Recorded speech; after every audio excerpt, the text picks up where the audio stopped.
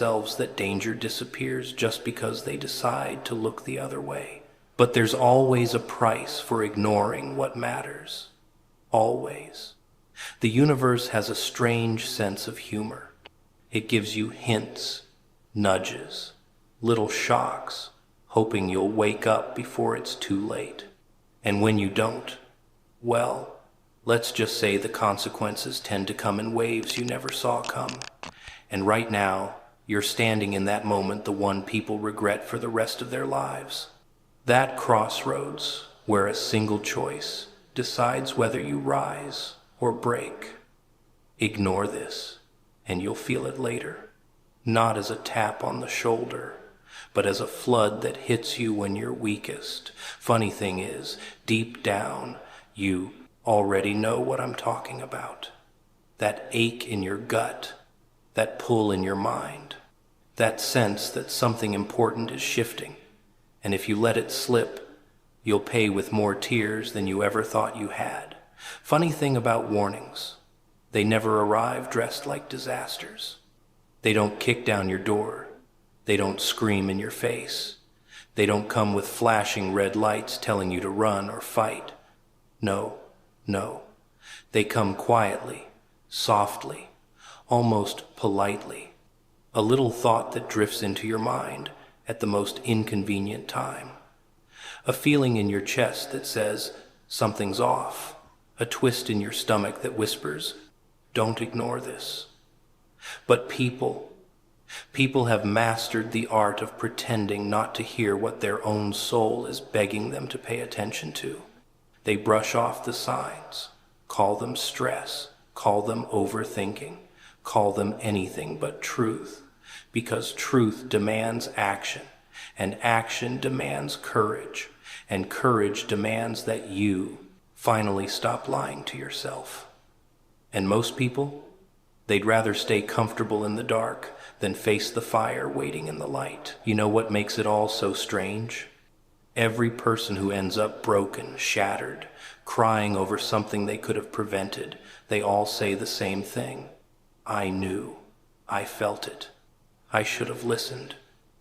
It's almost poetic how the heart warns you long before the world does. How your instincts tug at your sleeve, hoping you'll turn around before the cliff shows up in front of you. Your inner warning isn't some mystical drama. It's survival. It's wisdom.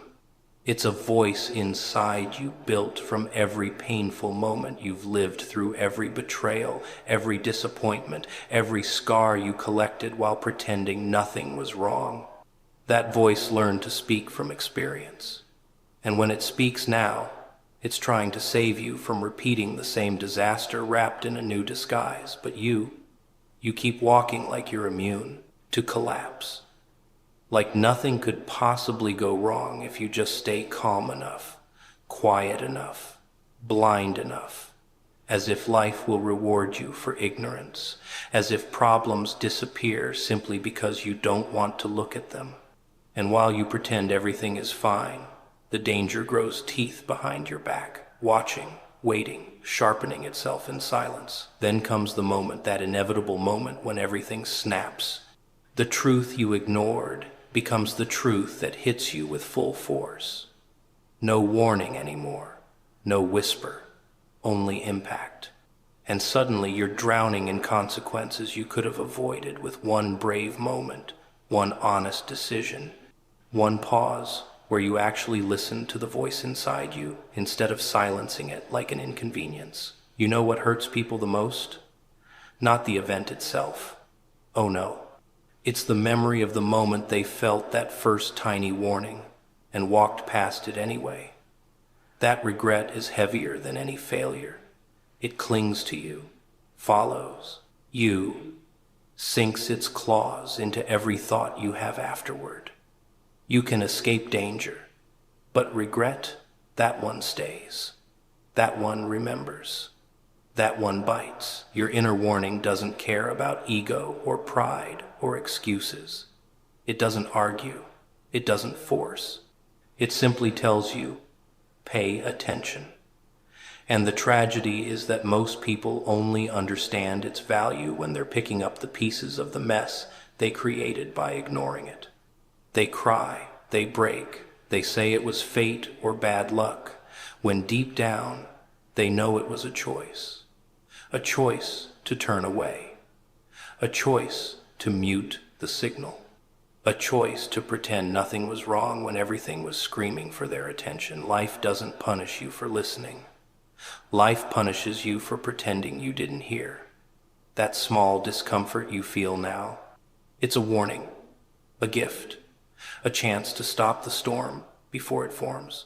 But if you keep brushing it aside, stuffing it down, convincing yourself it doesn't matter, eventually that little whisper becomes something else, something bigger, something far less forgiving. And when that happens, it won't tap you on the shoulder anymore. It will break you open in ways you never thought possible.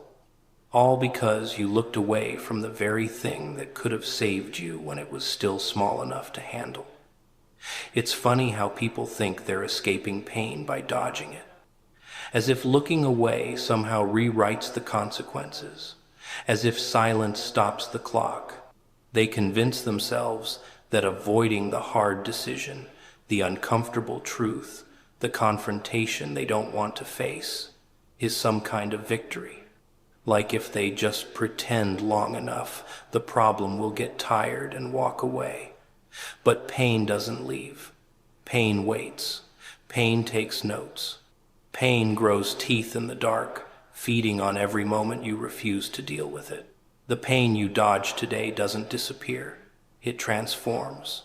It turns into something bigger, something heavier, something that doesn't knock on your door, it kicks it in. And by the time it finally arrives, it's no longer the small ache you could have handled. No. It becomes the kind of pain that bends people, breaks people, the kind that shows up when you have the least strength to fight it. You ever notice how life whispers first? A tiny discomfort, a little pressure, something feels off but not urgent enough for you to act. That's the warning. That's the moment when pain is still kind, when it still gives you options, when you can still do something about it without everything falling apart. But people love to ignore whispers, because whispers don't scare them. They only listen when life starts raising its voice. And by then, it's far too late to pretend you didn't hear the first message. Let me tell you a secret most people never want to admit. The pain you feel tomorrow is not fate. It's procrastination. It's avoidance. It's every moment you chose comfort over growth. Every time you said, I'll deal with it later, and later became the avalanche you can't outrun. Because pain delayed becomes pain multiplied. It grows layers, roots, claws. It spreads into everything, your sleep, your confidence, your future. One decision postponed turns into 100 consequences, waiting to strike when you're weakest. And the cruelest part? You always know. You always feel that early warning, that pull inside your chest telling you that if you don't move now, you'll suffer later. People can lie to everyone else about not knowing, but they can't lie to themselves. Deep down, they felt it, that tension, that uneasiness, that instinct whispering, handle this before it handles you. But the mind is a master at running from its own truth. It's easier to scroll, easier to laugh, easier to distract yourself than it is to face the one thing that scares you. The pain you avoid today is patient. It's polite. It lets you think you got away with it. Days pass, weeks pass, maybe, even months where everything feels fine. And then, without warning, it hits. A breakdown, a loss, a collapse you never saw coming, except you did. You saw the signs long before it happened. You just chose comfort over honesty. People always choose comfort first, until comfort becomes the very thing that destroys them. What most people never understand is that pain doesn't want to punish you. Pain only steps in when you refuse to learn any other way. My beloved child, I want to thank you. My heart is filled with such pride as I watch you, and I want to praise you for all the moments you think go unnoticed. Thank you for holding on to belief when it was difficult, for offering comfort when your own heart was heavy, and for every quiet act of kindness you've shared with the world when no one was there to applaud. These are not small things to me. They are everything.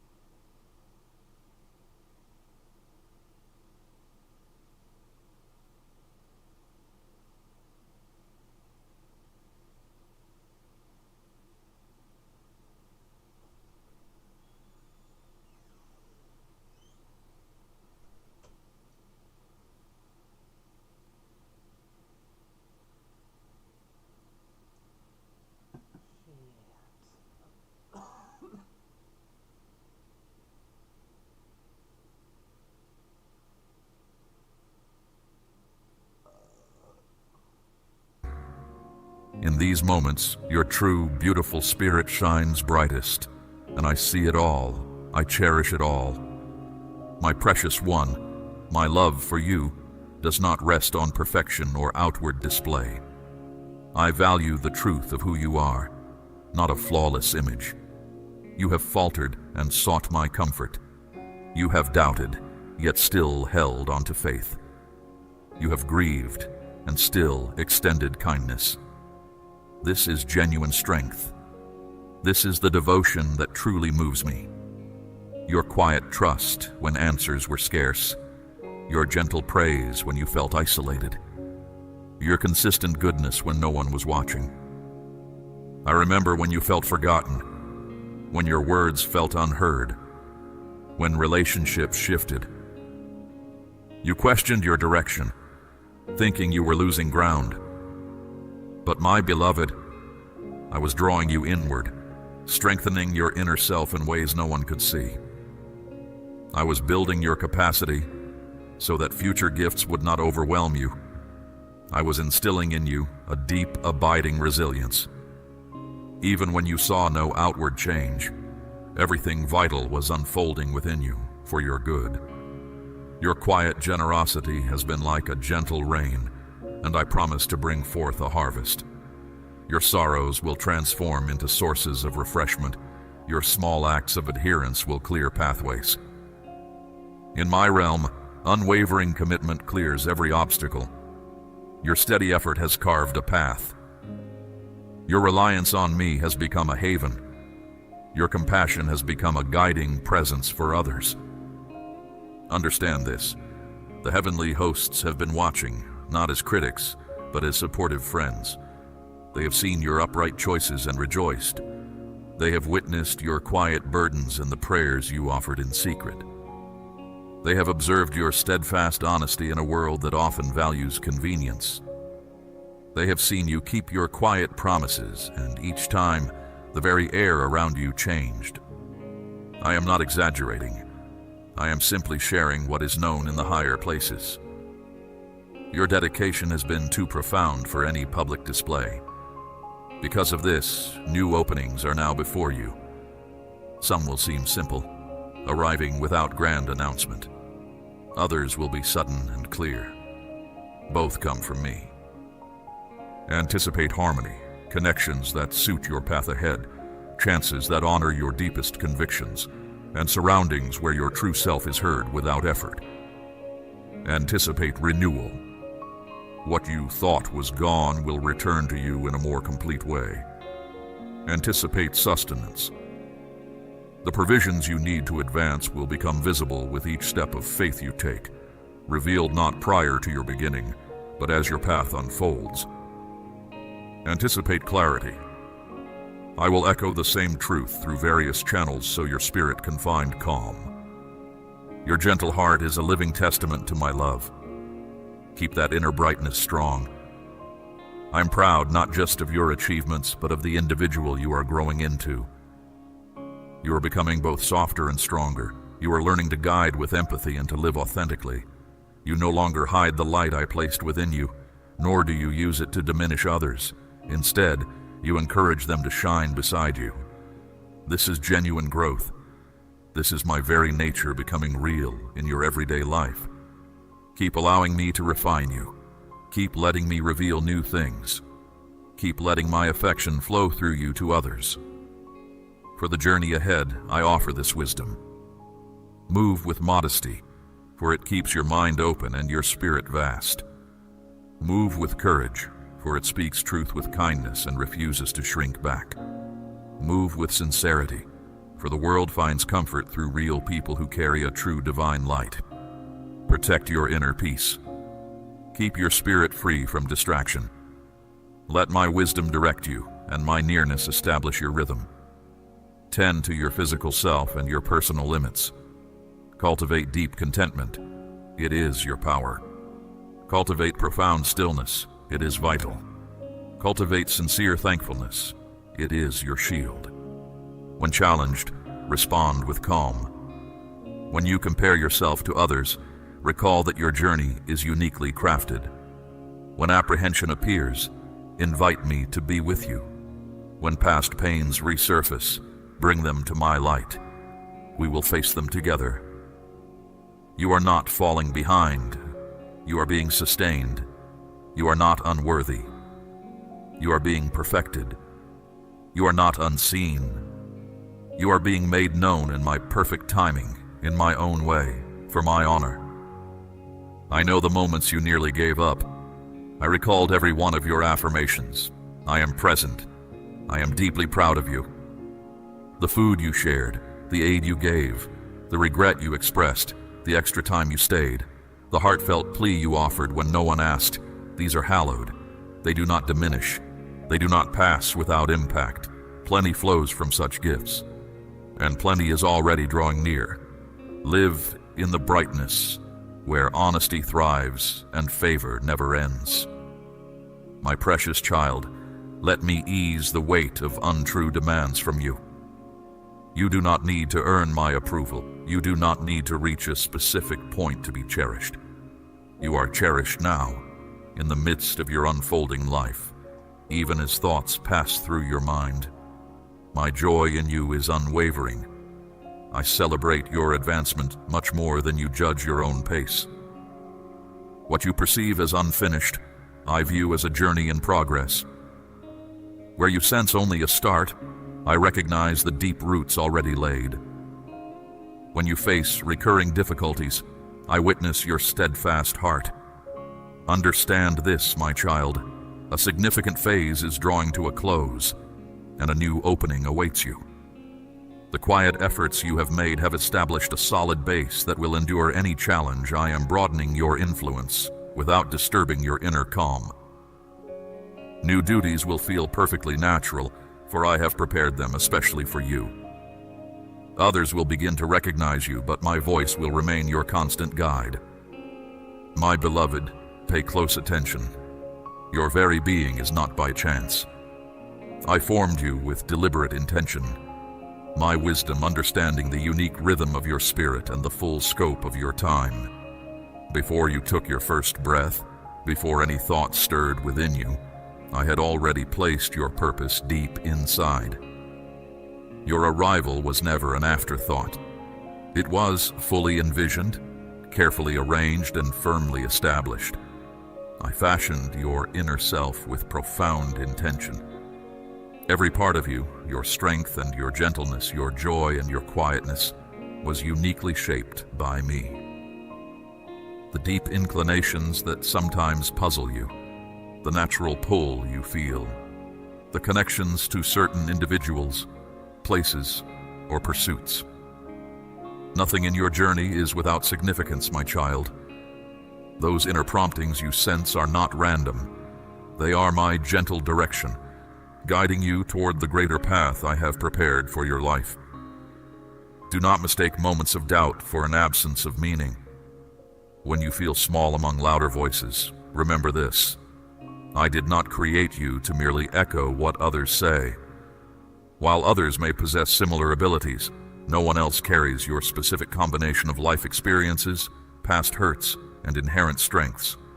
Your difficulties are not flaws to hide. They are the very experiences that define your unique character, the particular way my light shines through you into the world. Your life is not an accident. It is an intentional design, thoughtfully conceived, vibrant, and full of life. This design is not a strict set of rules meant to confine your choices, but rather a guiding structure of purpose. It even encompasses the difficulties you bear, for these too can reveal avenues for helping others and finding deep meaning. What you once considered a weakness may be the very space where your greatest strength emerges. I allow nothing to be wasted.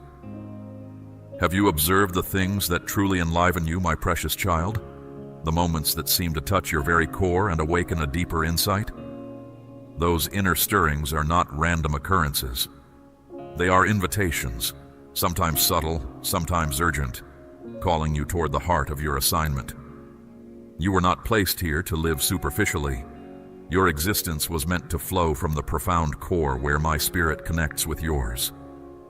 To that innermost place, I am communicating at this very instant. I know you have questioned, who am I to be selected? What if I stumble? What if I am too late? Here is the truth. Time rests with me, and I am always abundant in it. The moment is not past to embrace the purpose I have placed within you, nor is the time premature to commence.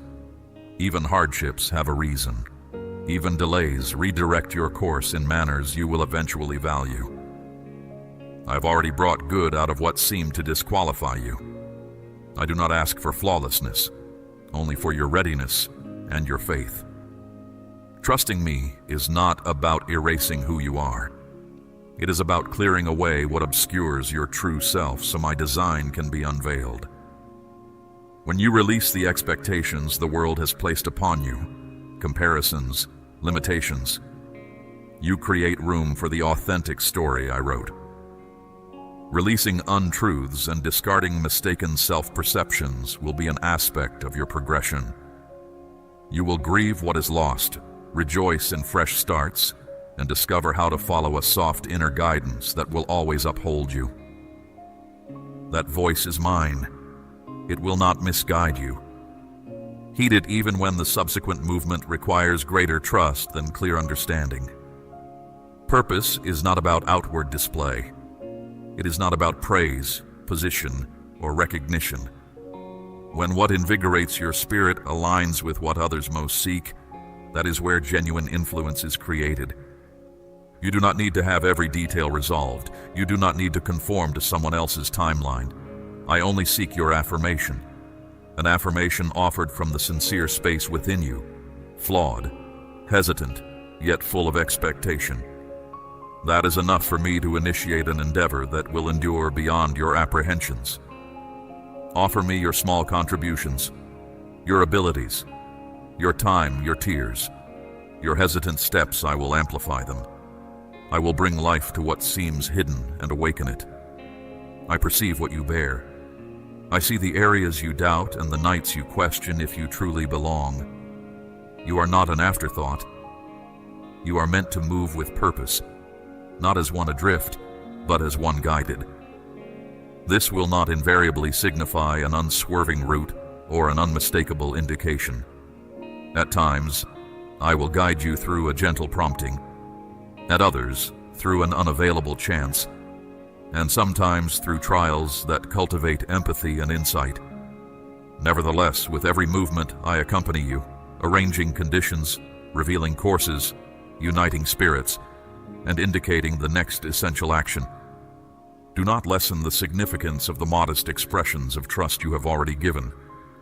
They are significant markers on the journey to greater things. Do not undervalue the profound impact of your consistent adherence, the routine compassion, the cultivated self-control, the brave dialogue, the decision to remain steadfast when yielding would be simpler. These small things build upon each other. These actions mold you into an individual capable of bearing the vastness of my purpose. My cherished child, I have called you by name and declared you as my own. Live within my nearness, and I will surround you with fortitude, restore your expectation, and make my splendor evident throughout your surroundings. Through you, I continue to reveal my enduring presence, my ability to restore, and my constant communication. Observe the gentle cues I place along your days. They are not forceful, for I desire your willing connection, not reluctant compliance. Sometimes I will be a soft inner nudge, sometimes a persistent, quiet insistence within your spirit. Learn the rhythm of my voice. Practice listening in the everyday moments, in the quiet between tasks, in the sorrow you carry, in the joy you cannot contain. My gentle direction is always there. I will not leave your journey incomplete. As you advance closer to me, my child, your genuine purpose becomes increasingly apparent. You will never be forsaken. I illuminate, I guide, I refine, and I offer solace. I am profoundly committed to completing the work I began within you. So rise not from a sense of duty, but from a deep knowing. Ascend into the certainty of the identity I have proclaimed for you. Refuse to diminish yourself when I have made you expansive. Refuse to shrink when I have created you to grow. There is a sacred design within you, and it unfolds through the simple faithfulness of your daily life. You are cherished beyond measure. My child, grasp this deeply. I have set you apart. You are called to a singular path. Live as if this truth guides your every breath. Each time you pause, wondering if there might be more to what you perceive, that very inquiry is my invitation. Step into it. See with greater insight. What you might label as coincidence, my child, I often arrange with careful intention. What you dismiss as good fortune, I consider my gentle direction. Notice how particular thoughts return to your awareness, how a specific idea appears to you at unexpected times, how a feeling of delight can surface even when your spirit feels low, how discussions affirm the truths you only privately contemplated. These occurrences are not random. They are the subtle marks of my presence, leading you with both tenderness and clear intent. I do not allow these perfectly timed events to pass unobserved. They are a way I communicate, awakening those who are beginning to understand that life holds deep meaning, and your existence has a design beyond mere chance. My beloved child, you are not observing my guidance from a distance as if separated. You are at the very core of my watchful care. When familiar surroundings no longer bring ease, when environments that previously offered security now feel confining, perceive that alteration as a sign. The warmth you feel behind your eyes when a profound truth is shared, the deep stirring that arises without prompting, the persistent idea that remains with you. These are not mere imaginings. This is your inner self resonating with fundamental truth. This is your deepest being recalling something I placed within you before you experienced this world. It is not lost. It is now becoming active, expanding, coming into its own. I communicate through every aspect of your existence, my child, through moments of great clarity and through times of confusion. I speak through your joyful celebrations, yes, and also through those difficult periods that offer no easy answers. Disappointments often hold concealed lessons. Obstacles that block your way can be acts of kindness, shielding you from paths that would have dulled your spirit or quieted your unique voice. When you felt I had withdrawn, I was actually protecting your journey. When you saw a pause as harsh, I was strengthening what lies beneath the surface, preparing you for what was to come. I have brought certain individuals into your life, my precious one, not as permanent fixtures, but as catalysts. Their role was to awaken something within you, not to remain indefinitely. Their departure is not a sign of your shortcomings. It is a sign that their specific contribution to your journey has reached its completion. Even the challenging experiences they may have left you with can be integrated into your path. For I transform difficult moments into understanding and significant endings into new beginnings. I observe your self-doubt, my child. You question if these deep desires are simply your own imaginings, if your yearning is merely wishful thinking. Grasp this truth. I am the source who instilled that profound yearning within you. It serves as a guide, not a flaw, a clear signal, not something to distract you. You were not designed to live a diminished existence. You were created for a life lived with clear purpose, with deliberate intention, with a love that inspires your actions and a hope that supports your spirit. The discomfort you experience when you wander from your true path is not a malfunction, my beloved. It is a form of guidance. It is my spirit gently reminding you that your existence is far grander than any choices you have made out of apprehension. Look for me in moments of stillness and clarity. When the distractions fade, my voice will become clear. My voice might sound like your own inner thoughts, my child, because I am closer to you than your very breath, yet it carries my distinct understanding. I do not always announce myself with grand displays. Sometimes I arrive as a firm inner knowing that will not fade, an idea that keeps returning, or a vision that endures even when logic suggests it's unreachable. That very persistence, place your trust in it. You do not need to see the complete journey ahead, only the next confident movement forward. I have placed within you an inner sense that understands my intentions, my precious one. You might call it intuition. I call it a sacred connection. When something truly belongs to you, it resonates with vitality. Opportunities emerge, moments feel expansive, and strength arises. When something is not meant for you, it feels arduous, depleting. It demands that you compromise your true self to fit in. Learn to recognize the sensation of inner calm. Follow that tranquility. My intentions are not revealed amidst turmoil. They come with a gentle power, quiet, clear, and unwavering. Do not measure your journey against anyone else's. Some awaken to their path with sudden clarity. Others discover theirs like the gradual arrival of morning light, steady and sure.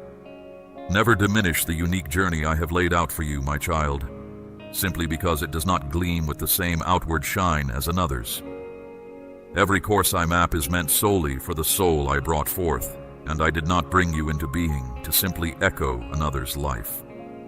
The way you travel holds deep meaning because I am with you every step.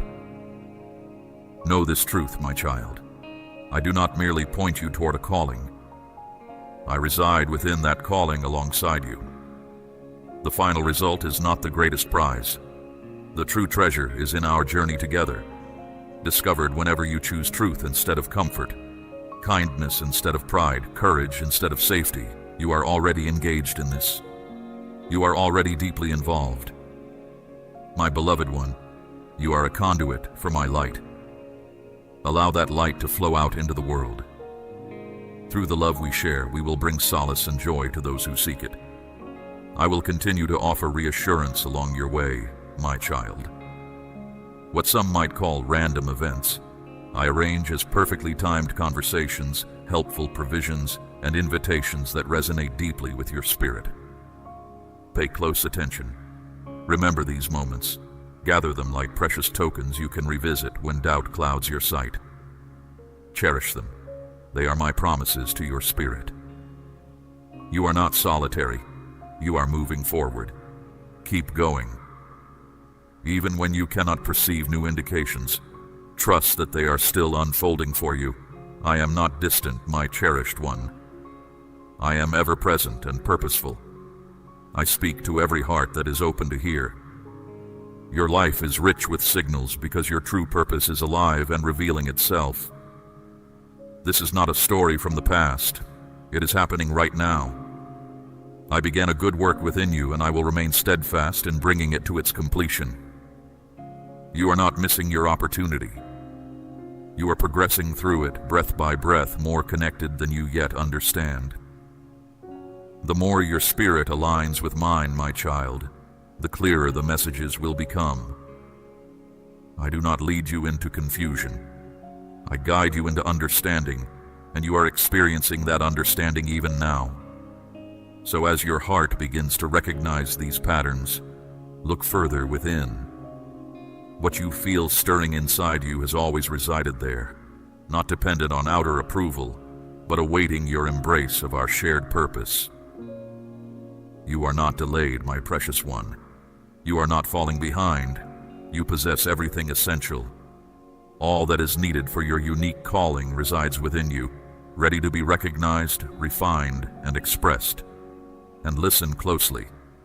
Truly stepping into your purpose does not begin with hurried effort. It begins with quiet reflection.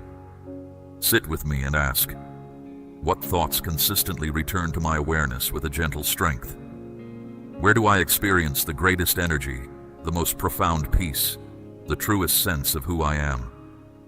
What forms of guidance have I already received, and how can I honor them in this moment? Then practice these simple acts of awareness. Create space for quiet each day, even if it's just 5 peaceful minutes. My child, place your hand over your chest and affirm the truth I speak over you. Pay attention to the subtle signals, the insights, the unexpected encounters you experience. When you acknowledge these clues, a clear path begins to appear. Release what no longer supports your true journey. Understand that not every worthy pursuit is meant for you. Allow inner calm, not obligation, to define your boundaries. Each day choose one courageous affirmation, no matter its scale. Your life's calling strengthens through consistent small choices, not just grand, infrequent acts. Speak words of affirmation over your journey, my child. Affirm your efforts, your voice, your pace. Your words shape your inner world. When you sense a clear direction, act on it within 3 days. Taking steps illuminates the way. Find companions who uplift your spirit, not those who fuel your concerns. Your calling is unique to you, but you are not alone in pursuing it. Remember this, my beloved child. Rest is not inactivity. It is the vital breath for your calling. I am with you through every question and every discovery, in your striving and your stillness, within the everyday moments where my eternal presence is always near. Continue to listen. Continue to observe the signs. Continue to take the next appropriate action. You are not delayed. You are perfectly aligned with my timing. Move forward. I am with you always. My precious child, take a moment to breathe. Look within, not harshly, but with the same kindness you would show a trusted friend. With eyes of compassion, gently ask yourself, what stirs within my heart at this very moment? What arises when you witness unfairness? When tales of suffering reach you?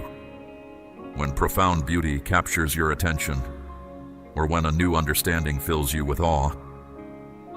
These inner movements are not flaws to be controlled. They are sacred guides revealing what truly matters to your spirit. I place them there, not to burden you, but to direct your path. Your spirit yearns to mend what it was made to address. Do not dismiss your deep interests as unimportant or too much. They are fundamental to who you are. The thoughts that invigorate you, my child, the concerns you cannot overlook, the visions that stir you from sleep, the tasks that make hours vanish. These are not coincidental. They are promptings from my spirit leading you toward the unique good you are meant to offer. I do not call you to exhaust yourself or to live under the weight of obligation, my beloved. I invite you to act from gladness, from abundance, from harmony with what enlivens your spirit. Genuine calling does not come only from duty. It flows from your bond with me, with your core beliefs, and with those I have brought into your life. Take time to trace your heartfelt interests back to their origins, my child. Recall instances even from your earliest years when something within you shone brightly. That inner glow was more than simple fancy. It was your true self emerging. Perhaps the world attempted to dim it with expectations, roles, and demands. I am rekindling that inner warmth once more. You do not require public recognition to transform your existence, my child. You do not need a multitude to wield true influence. What I ask is for you to be authentically you, fully aware of the unique essence I have placed within you. Your calling is not something to force yourself into. It is an expression that expands as you grow. This growth starts with your core beliefs, my child. What is real for you, what you will defend even without applause, and what you will never compromise. They stabilize you when challenges arise. They make your decisions clear, and they give your everyday choices profound meaning. When your deepest joys align with your firmest beliefs, your path becomes clear. You cease merely responding and begin actively creating. I know this journey can bring worries, my child. Whispers of inadequacy, the sense that chances have passed, or that the path ahead is too intricate to start, might trouble your spirit. These thoughts, my child, do not echo my truth. I do not speak through dread. My presence brings serenity, And when I show you the way, I will always provide what is essential. I perceive the quiet battle within you, my beloved child, your longing for greater purpose, and your apprehension regarding the effort required. Hear this truth. When you choose to walk where I lead, you will discover profound freedom, not limitation. Allow me to help you quiet the noise inside. Do not engage with worries as though they hold wisdom. Confront them with what is real. You are never by yourself. You are not without recourse. You are always in my thoughts. I have chosen you, equipped you, and surrounded you with my grace. Every moment of apprehension is an invitation to lean into my deep care. You do not need to shed all apprehension before you begin, my child. Allow your confidence in me to outweigh any untruth. Start simply, if that feels right. Moving forward with me does not require a full blueprint. It means being ready to embrace the single next action I reveal. Perhaps a single conversation, a solitary gesture of care. An hour spent focusing on the gifts I have placed inside you. With every choice to move, your insights will grow, my precious one. From doing, your inner resolve will surface. As you press ahead, I will furnish what you need, elevate your spirit, and grant you insights you could never gain by standing still. The clarity you long for appears as you advance, and the fortitude you desire is gained through your deeds. You may believe you require greater qualifications, more affirmation, broader connections, or deeper self-belief before you embark, my cherished one. Hear my words. I strengthen those I select. I delight in employing what others overlook. I reshape perceived vulnerability into a channel for my might. Much of the good you will introduce into the world will not stem from perfect performance, my child, but from authentic participation. It flows from a spirit that consented even amidst doubt, from one who stood up again after a misstep and pressed forward. I am not searching for individuals without error. I am cultivating those who are sincere. Look around you, my child. Others are already anticipating your positive decision. Your essential task is not just for your own satisfaction. It is for the well-being of others who will find optimism through what you bring forth, what you represent, and the person you grow into. Authentic meaning always reaches beyond your own concerns. When doubts resurface, as they inevitably will, return to me, my beloved. Let me bring to mind who you truly are and your bond with me. Even when progress feels hidden, you are moving forward with purpose. Growth frequently happens quietly and seldom shows clear signs. Yet, walking in my direction is never without impact. I notice every affirmation you give, my child, every present you extend, every courageous stride you make. Your inherent strengths are not a distant prize. They are a vibrant energy within you, awakening whenever you live in harmony with truth. You are transformed from your past self, and your complete potential is still unfolding. You hold great meaning to me. Your existence is not by chance. You are my singular design, continuously expanding. I am directing your growth consistently, day after day, supplying resilience, sharpening your perception, and granting you what is needed exactly when the moment calls for it. I have already deposited all essential endowments inside you. As you move ahead, my child, these truths will become clear to you. Pay close attention and hold this truth. The burdens you bear are not intended to hinder you, but to point you in the right direction. Allow them to lead you to the people and settings I prompt you to cherish. Let your fundamental convictions be the solid foundation below you, stabilizing your decisions when life's forces tug. Do not permit anxieties to dictate your course. Let reality speak, and their grip will soften. A single step forward is all that is requested. Take it, and I will be present with you. To live with purpose is not about discovering an ideal moment, my beloved one, but about the consistent revelation of your authentic self, This journey seldom follows a straight line. It meanders and shifts, filled with insights gained and overlooked, missteps and fresh starts, all kept secure within my watch. I do not require perfect deeds from you to delight in your being. What truly moves me is your readiness to believe, your straightforward acceptance of my gentle nudges. So, take a deep breath. Place your hand in mine, my child. Identify the truth you will uphold today. Select one modest action that reflects it. Present it, and advance. I am alongside you. I precede you. I accompany you. And I will fully realize the virtuous aim I positioned within your spirit. Let us now resume. Extend this love to those who need reassurance, and my tranquility will grant them peace. I do not request external brilliance or elaborate exhibition. I simply long for what is authentic. A true heart, an unwavering readiness, and the courage to keep moving even when the future is veiled. Many of my children envision that a life of meaning will remove every challenge from their path. But true calling does not promise an effortless journey. It frequently necessitates letting go of familiar habits, and this yielding is part of the profound, steady unfolding of who you are. Do not mistake the duration of your travels as an indication you have strayed.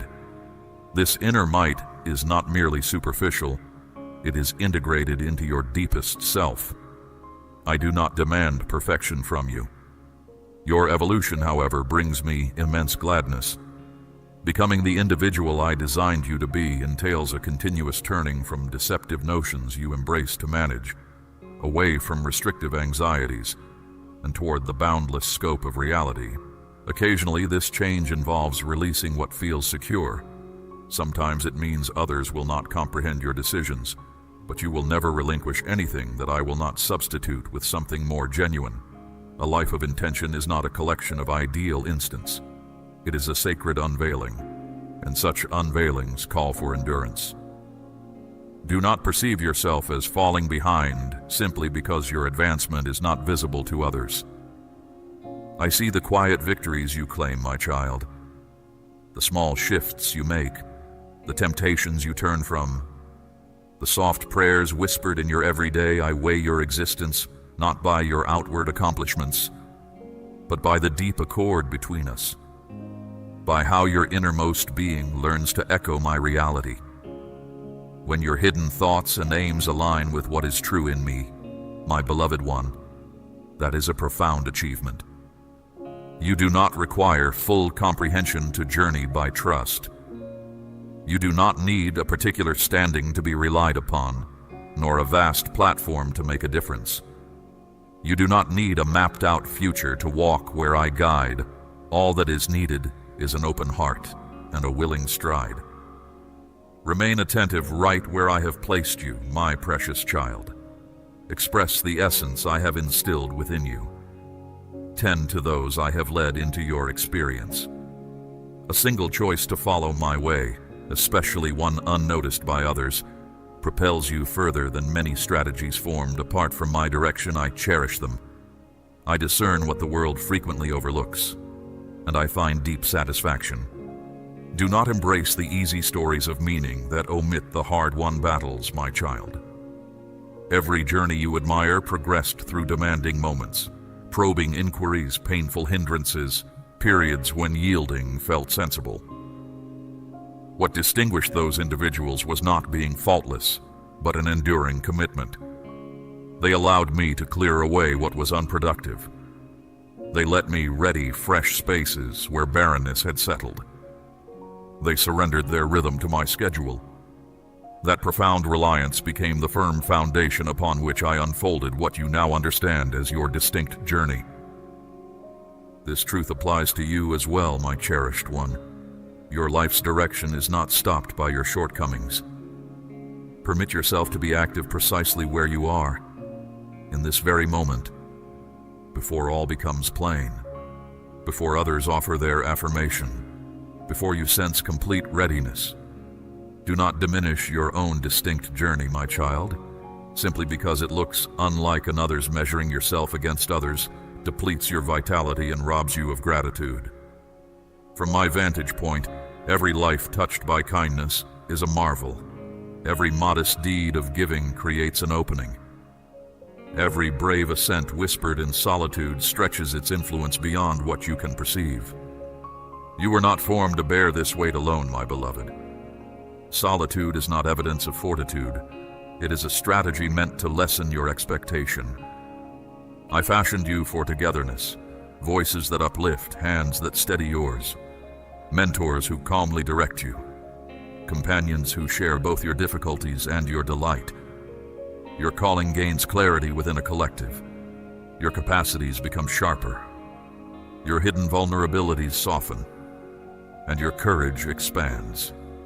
Seek out those who foster your confidence more than your anxieties, my child. Allow yourself to be genuinely known and to contribute to others. When you begin to inhabit your authentic purpose rather than merely chasing it, your perception of worth will change. This can unfold peacefully, openly, without the pressure to compare yourself to others, my beloved. I am not urging you to hasten forward. I am directing you to walk in step with me. You are not lost, my precious child. You are acquiring wisdom. You are releasing what no longer fits the individual you are becoming. Each instance you confirm your readiness.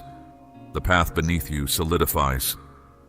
Every time you select what is genuine over what is convenient, courage over comfort, integrity over outward show, you grow more able to embrace what I intend to entrust to you. Understand, my beloved one, this journey of transformation is not time wasted. It is a lasting contribution to your eternal being. Challenging seasons refine your perception.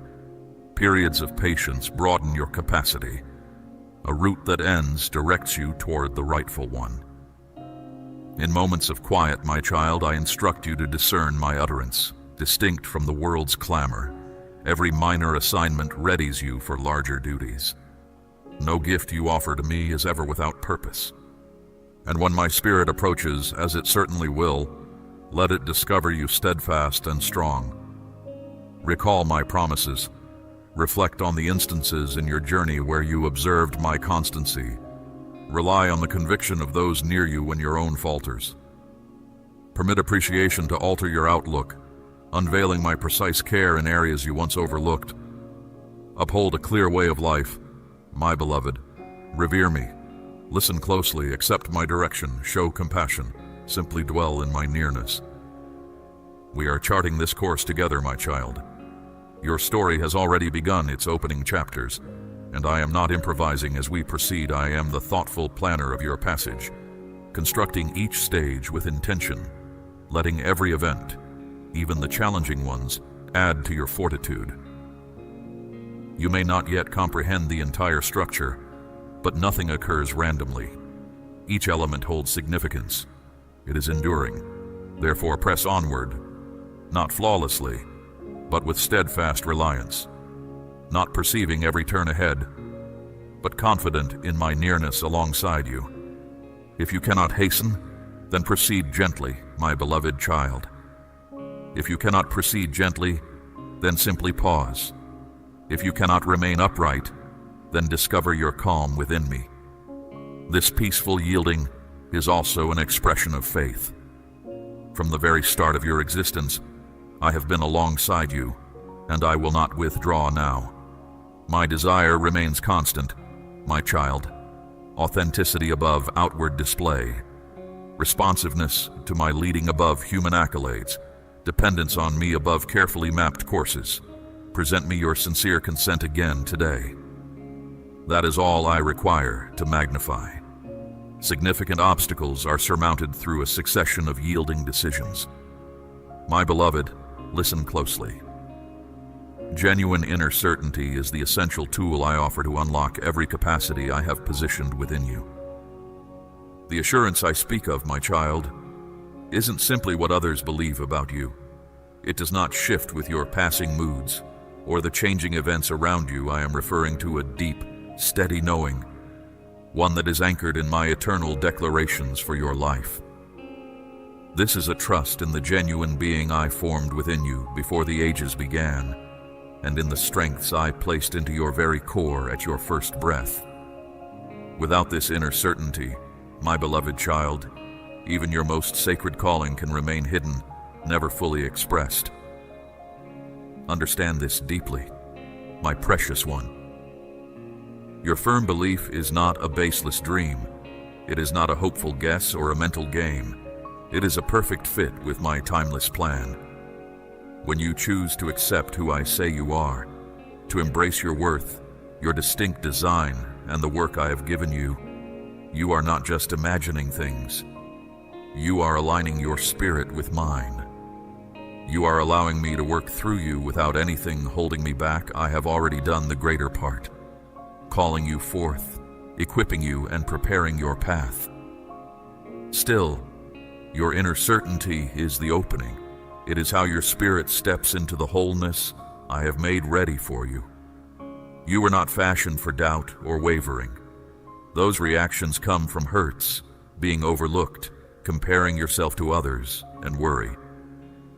The world's measures are always changing. They shift with every new trend. Yet I'm summoning you to return to what holds genuine truth, to the place within your spirit that remembers you were made to reflect me.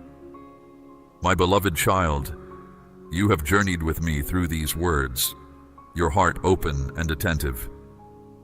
I know the profound stirrings within you, the yearning for truth, and the desire to live fully in the purpose I have placed within your spirit. This seeking is not random. It is my own voice echoing back to you. So let this message resonate again in the quiet spaces of your being. Return for deeper understanding. Let these truths anchor your spirit. For your journey is not solitary. Your light is meant to touch others. Share this message with those who need to hear. For in extending my love, you become a conduit for peace and understanding in a world hungry for genuine connection.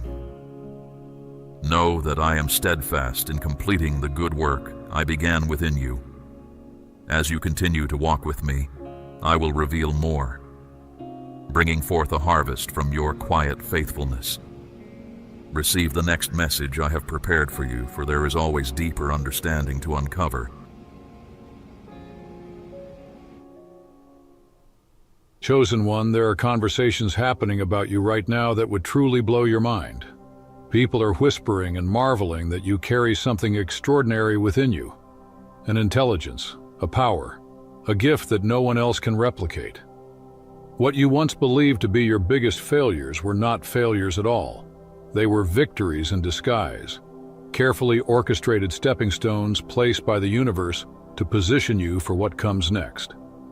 Every setback you endured was strategic positioning. Every person who attacked you was unknowingly training you, refining you, preparing you for a destiny far greater than they could comprehend. All along, the universe has been playing chess with your life, and while you thought you were just another pawn, the truth is you've always been the queen, the most powerful piece on the board, maneuvered into place for the ultimate checkmate. Your journey has been nothing short of a phoenix rising through fire.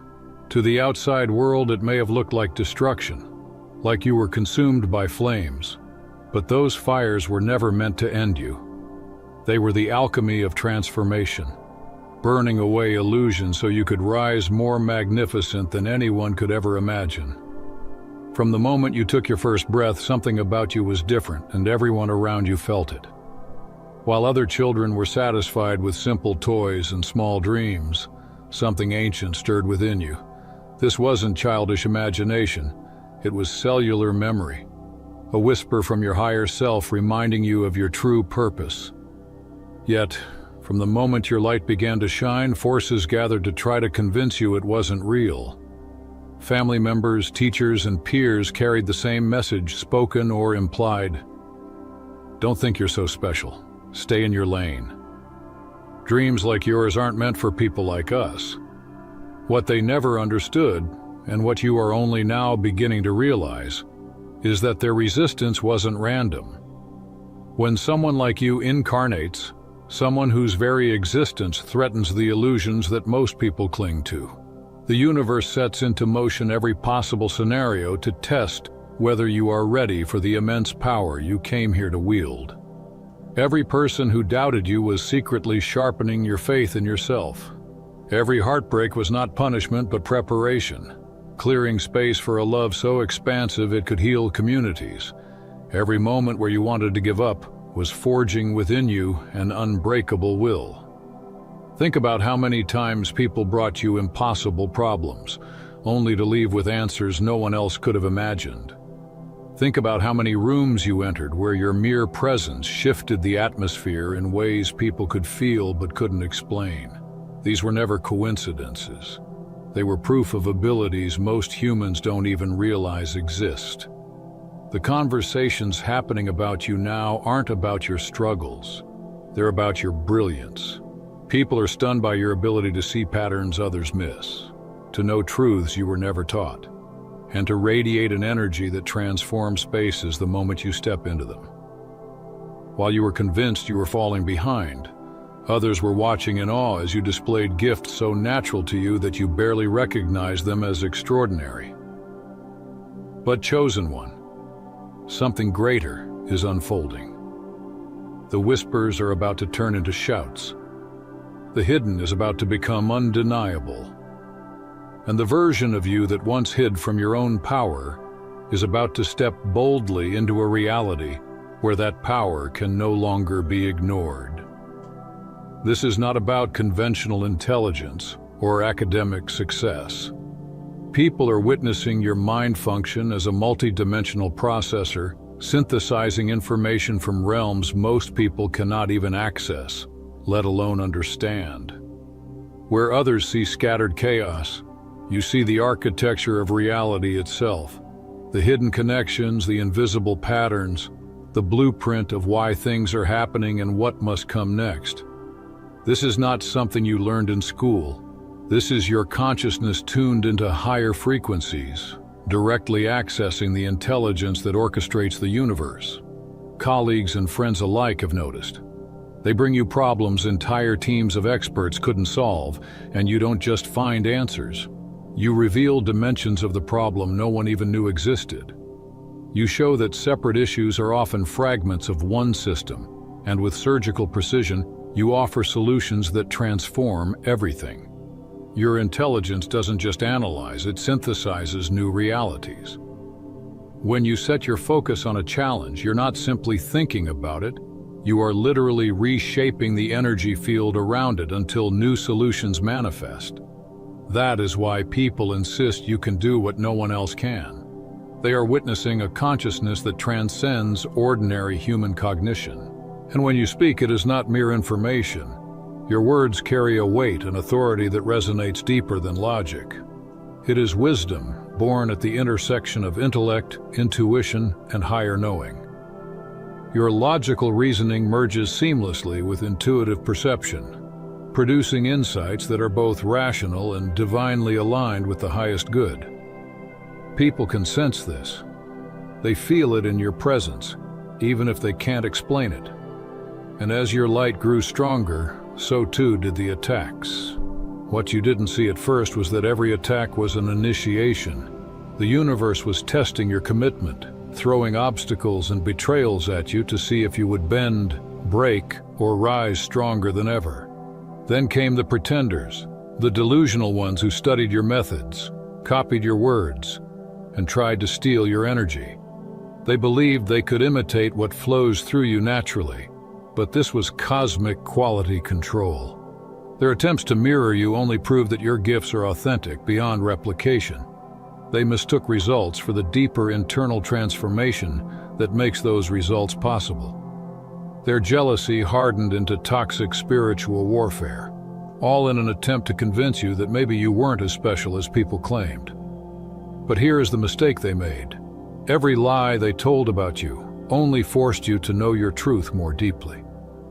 Every attempt to dim your light only refined its brilliance. Every scheme to drain your energy only taught you to guard it with sacred protection and amplify it even stronger. They thought they had won when you withdrew from the world, when you pulled back from sharing your gifts freely. But what they didn't understand was that this withdrawal was not defeat. It was the midwifing of your ascension. In that quiet, you endured what felt like the dark night of the soul, a time when you questioned everything you thought you knew about yourself, when your gifts felt like curses, and when isolation seemed safer than stepping forward. But chosen one, this was not the end. It was not breakdown. It was the sacred breaking open of everything false so the truth of who you are could finally emerge. Chosen one, what you went through was never breakdown. It was breakthrough preparation. You were being compressed like coal transforming into diamond, and heated like gold being purified in fire. The pattern kept repeating. Someone would enter your life carrying heavy neediness, constant drama, or an unexplainable hostility toward your success. They came disguised as friends, lovers, or collaborators, yet beneath the surface their purpose was always the same: to drain your energy and chip away at your confidence. And every time you recognized the pattern and removed such people from your life, you would feel a temporary collapse. Not because you had made a mistake, but because you were detoxing from energetic poison. That collapse was actually a cleansing, a necessary part of your ascension. This was the rising action of your journey. Every attack was building immunity, every betrayal was sharpening your discernment, and every season of isolation was molding you into a leader who would not be corrupted by the need for approval or companionship. Your creative gifts are unlike anything ordinary. They don't just produce improvements, they manifest elegant, innovative solutions that open new pathways where others saw only walls. When you create, you aren't merely rearranging existing parts. You're channeling possibilities that didn't even exist until you brought them into form through your unique. Do not give up. Do not break. Don't stop. Do not quit. I don't care who's on your side. I don't care who's watching your back. I don't care if you don't got nothing. You keep moving, because you could do this. I believe in you, baby. I got faith in you. I know it hurts, but I see you being all you know you could become if you just believe in yourself. You got this. Keep pushing. I don't care what they say about you. Keep fighting, because it's not over, and you're not gonna fail. You got it in you. Now it's time to bring it out of you. You can do. I know it hurt. I know it's painful. I know you're trying to figure it out. I know you don't know how this is going to end. I know you just, every step you take, you just figuring it out every day. I understand. I know, baby. I understand something. I want you to understand that I know it's hard. I know you're hurting. I know you don't feel like you have enough strength. I know you don't feel like you have enough power, but baby, just keep going. Just keep pushing. I'm here to tell you that it's going to work out. You're going to find your way. You're going to sprout. I don't know who needs to know this, but you're not going to just stay that seed in the ground, that you're going to sprout up. You're going to win. You're going to produce. You're going to be better than how you are today. You're going to see a better life. You're going to live. I don't know who needs to hear this, but you're going to live. You're going to keep going. You're going to keep fighting. When it seems hard, just lace up your shoes. Pull up your pants and take it step by step. Because you want to know something? I know something about you. You're not weak and you ain't average. That's why your storms ain't average. That's why the hate you receive ain't average. Because there is everything coming up against you to stop you from getting to where you gotta go. Because if you get to where you gotta go, the sun is going to shine brighter than it's ever shined the next day. I don't know who needs to hear this, but if you get to where you gotta go, oh Lord Jesus, there is going to be so much of a revival in this earth. If you become who God has you planned for you to be in this lifetime, people are going to get healed. Destinies are all going to be changed. People's lives are going to shift just by you stepping in position. That's why you under so much attack. But here's what you ain't going to do. I know what you're not going to do. You're not going to give up. You're not going to let the attack, you're not going to let your mind destroy you. You're not going to let the relationships destroy you. You're not going to let the people that don't support you destroy you. You're not going to let your lack destroy you. You're going to get up. You're going to keep walking because you got it on the inside of you. Look at yourself right now and say, I got it in me. It's not around you. It's inside of you. You don't need nothing else if you got your body. Because you came into this world with a mission. And if you have to get there alone, you're going to get there. If you got to get there and you were on your last breath, you're going to get there. You're not going to let this battle destroy you. You were born into this world to destroy the battle. You were born into this world to be a solution to the storm. Your pain ain't going to feed off of you. Your haters ain't going to feed off of you. You're not going to give someone the satisfaction to see you fail. Keep moving. Keep pushing. You don't got time to be worrying about nobody else. You don't got time to be getting stuck on relationships. You don't got time to be focused on things that do not concern your destiny. If it doesn't make you better, it gotta go. Because God put you down here with a mission. And you had so many people come up against you trying to stop you, trying to take you out of the game early, trying to distract you, trying to destroy the purpose God put on the inside of you. But if you just keep on walking, baby, I don't know who needs to hear this. And your pain, just keep on walking. Left foot, right foot, just keep walking.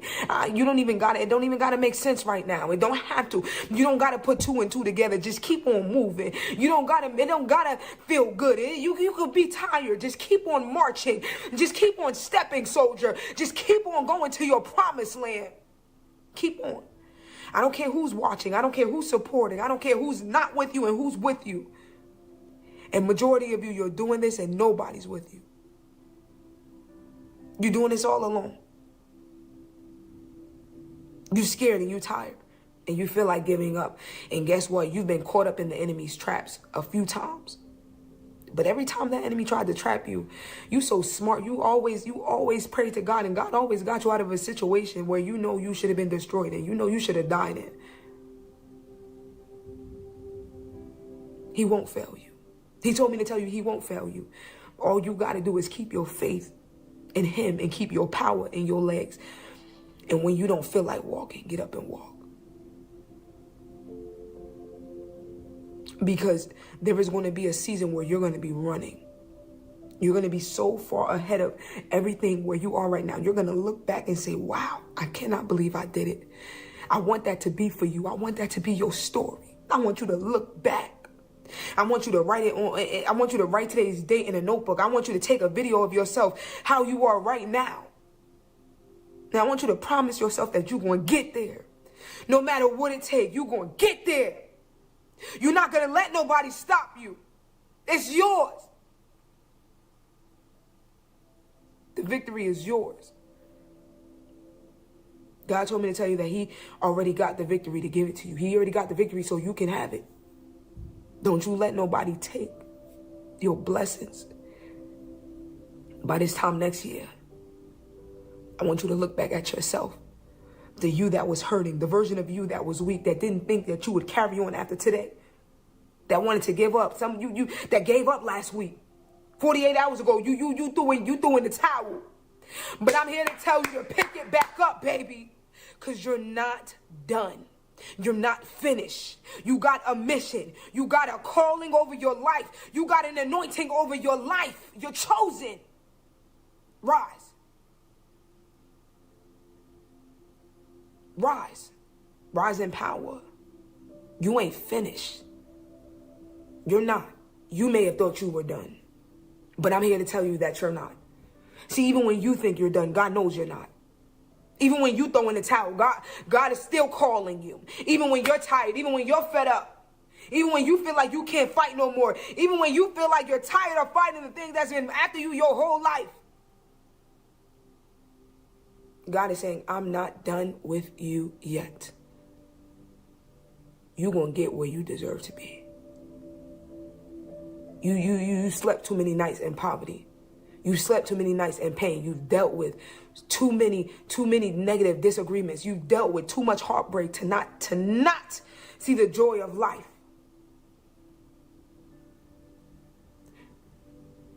You will not quit. You will not fail. You will not stop. You will fight. I said you will fight. I said you will fight for your destiny. I said you will fight when you feel like crying. I said you will fight when you get hungry. I said you will fight when you don't have enough energy. You still gonna fight.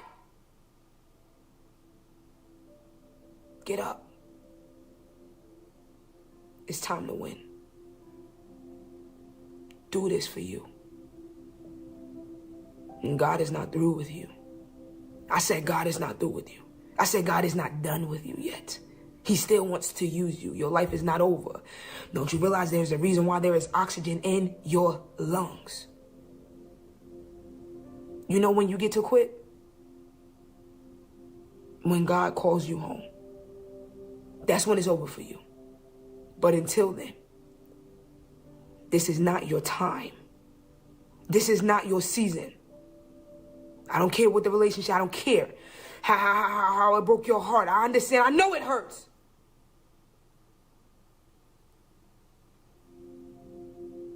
I know.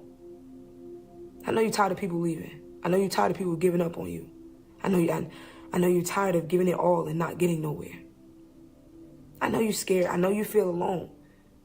Even when people are around you, I know you know that people don't really get you. I understand. There's also one other thing I know. What did not kill you only made you stronger.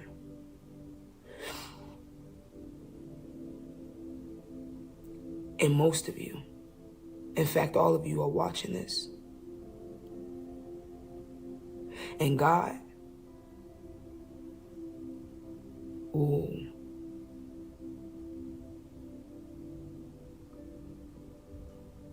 God is walking with you.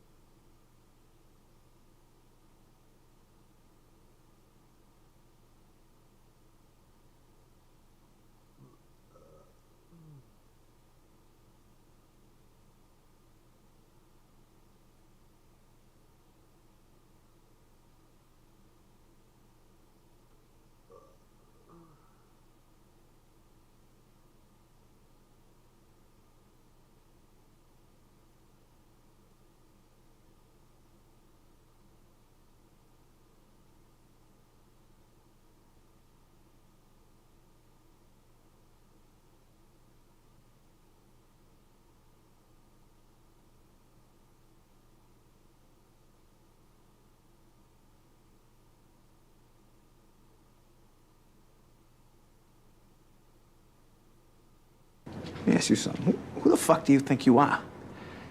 The only guy in Charlestown with a gun? You guys run numbers and pump dope. You're an old guy with a fucked up face who don't know his glory years are behind him. I ain't fucking working for you. Got it?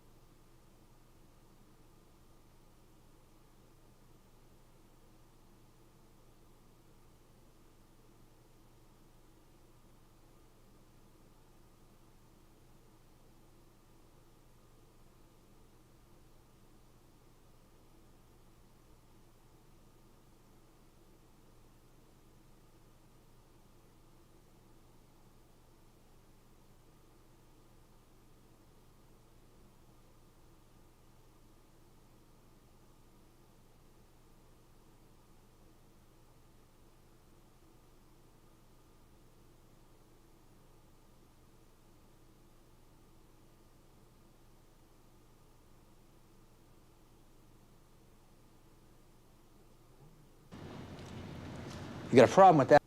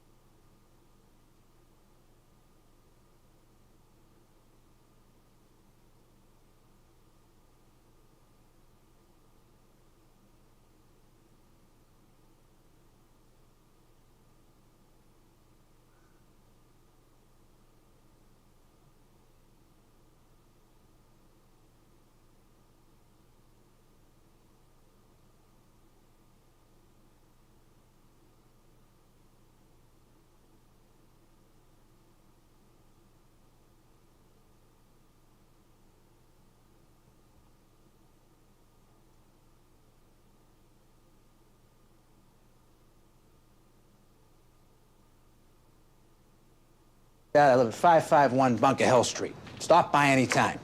You know where to find me. You're gonna do this for me, or I'm gonna clip your nuts. Like I clip your daddy's. Don't talk about my father. Son, I knew your daddy. He worked for me for years. Years.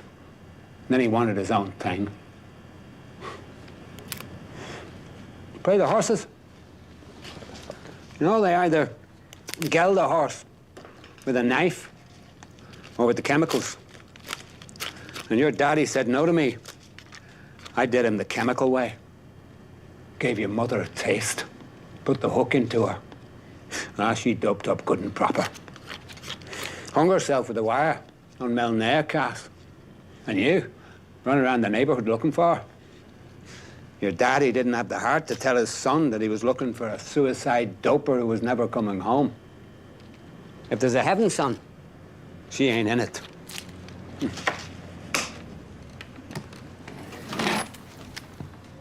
Oh.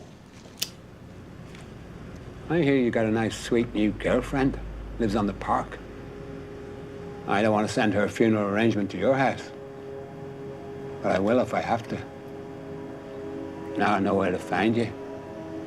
Let me ask you something. Who the fuck do you think you are? The only guy in Charlestown with a gun? What you doing, man? Eating lunch. I see you eating lunch. Why you eating over here? Why don't you going over there eat with your people? Man, I don't have any people. I'm with everybody, Julius. Yeah, he's just a light-skinned brother. Yeah, and I'm a dark-skinned cracker. Come on, Julius. He's just another blessed child in God's loving family. Come on, Blue. Let me... Lord, we come before you today and ask you to soften big Julius Campbell heart. Look at that traitor. And Rev, you better be praying I block for his black behind. Yeah, but Ray, if you don't block, you're not gonna start. I'll start.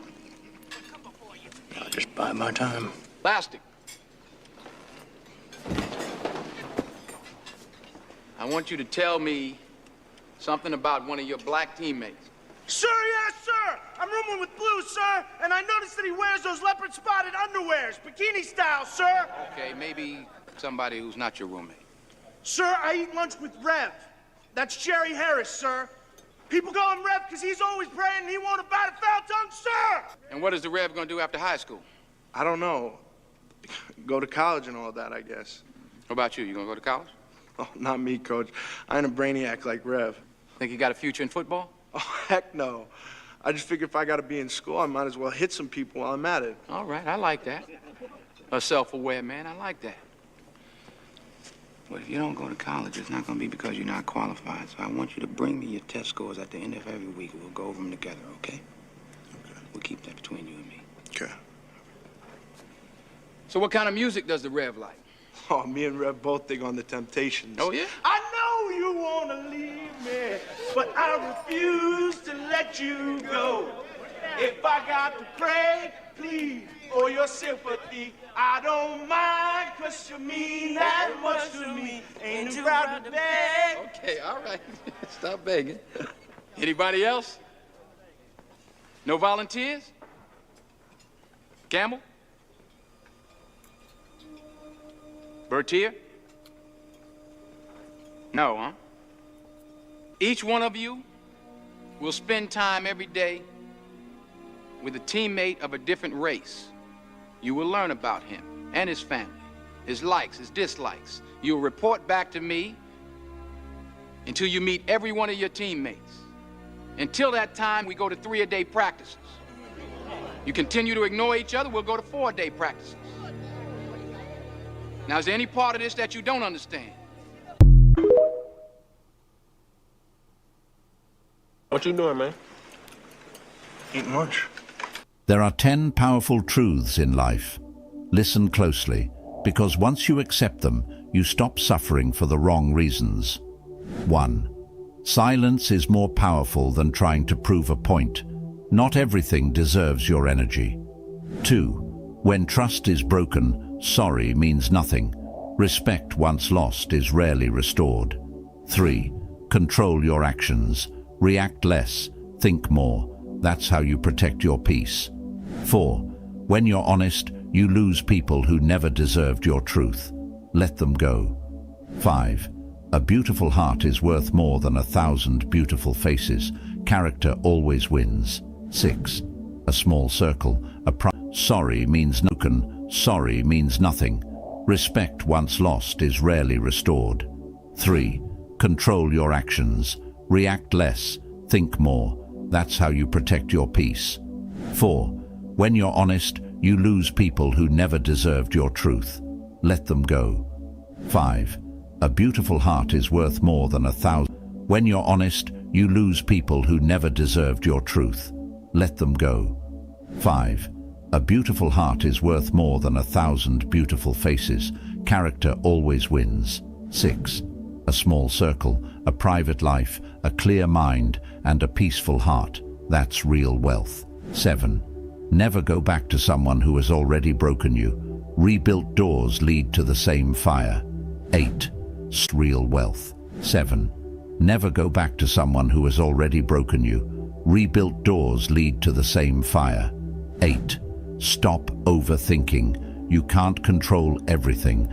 Sometimes you must let life move on its own. 9. If someone is stupid enough to walk away from you, be smirking. You can't control everything.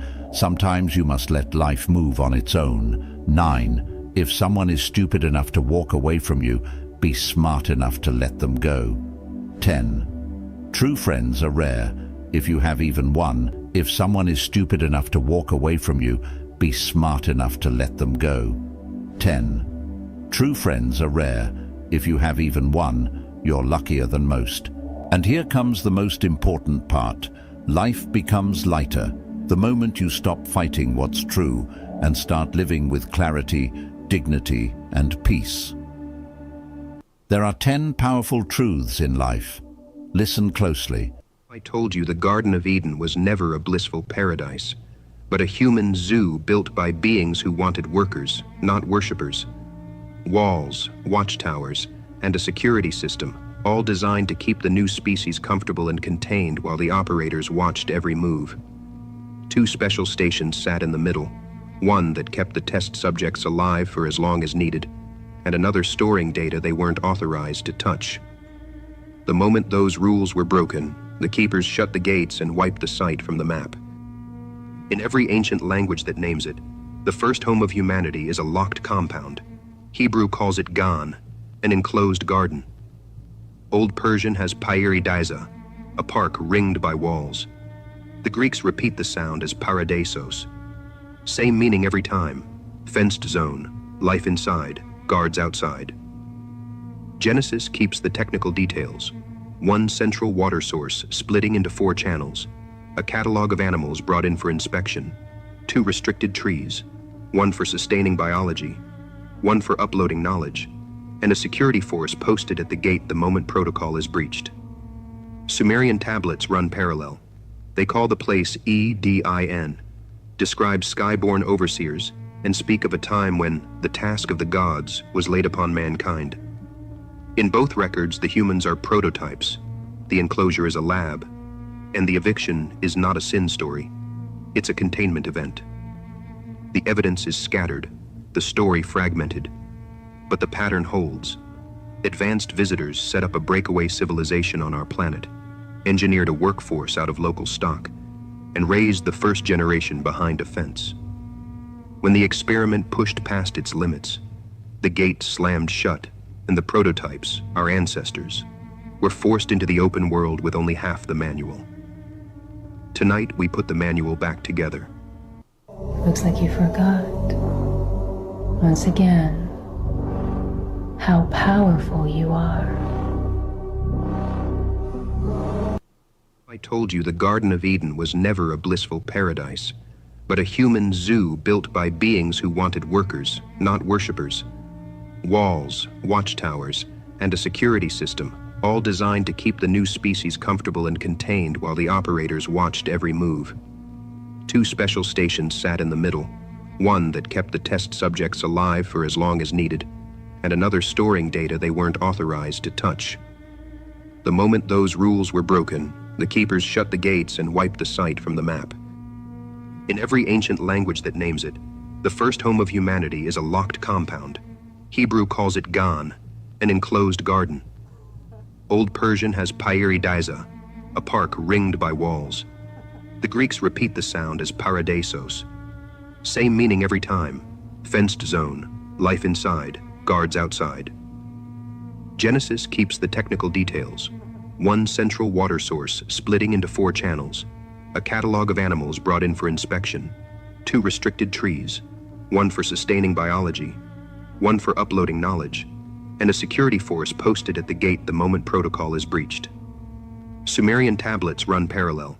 They call the place Edin, describe skyborn overseers, and speak of a time when the task of the gods was laid upon mankind. In both records, the humans are prototypes, the enclosure is a lab, and the eviction is not a sin story. It's a containment event.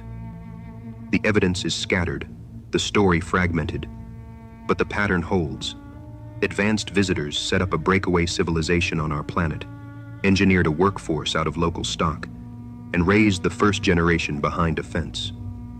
When the experiment pushed past its limits, the gate slammed shut, and the prototypes, our ancestors, were forced into the open world with only half the manual.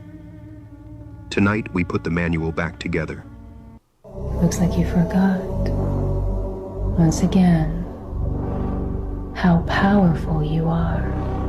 I am a Christian. Okay. So I am a you're homosexual. lesbian? I am a bisexual. Bisexual. What does that mean? I am attracted to both men and women. Okay. What would you say is the Bible's stance on homosexuality? Yeah, this is what it says in the book of Corinthians, 1 Corinthians chapter 10 through 6 through 9. It says this, and it's very relevant how it begins. What's your name? Val. Val?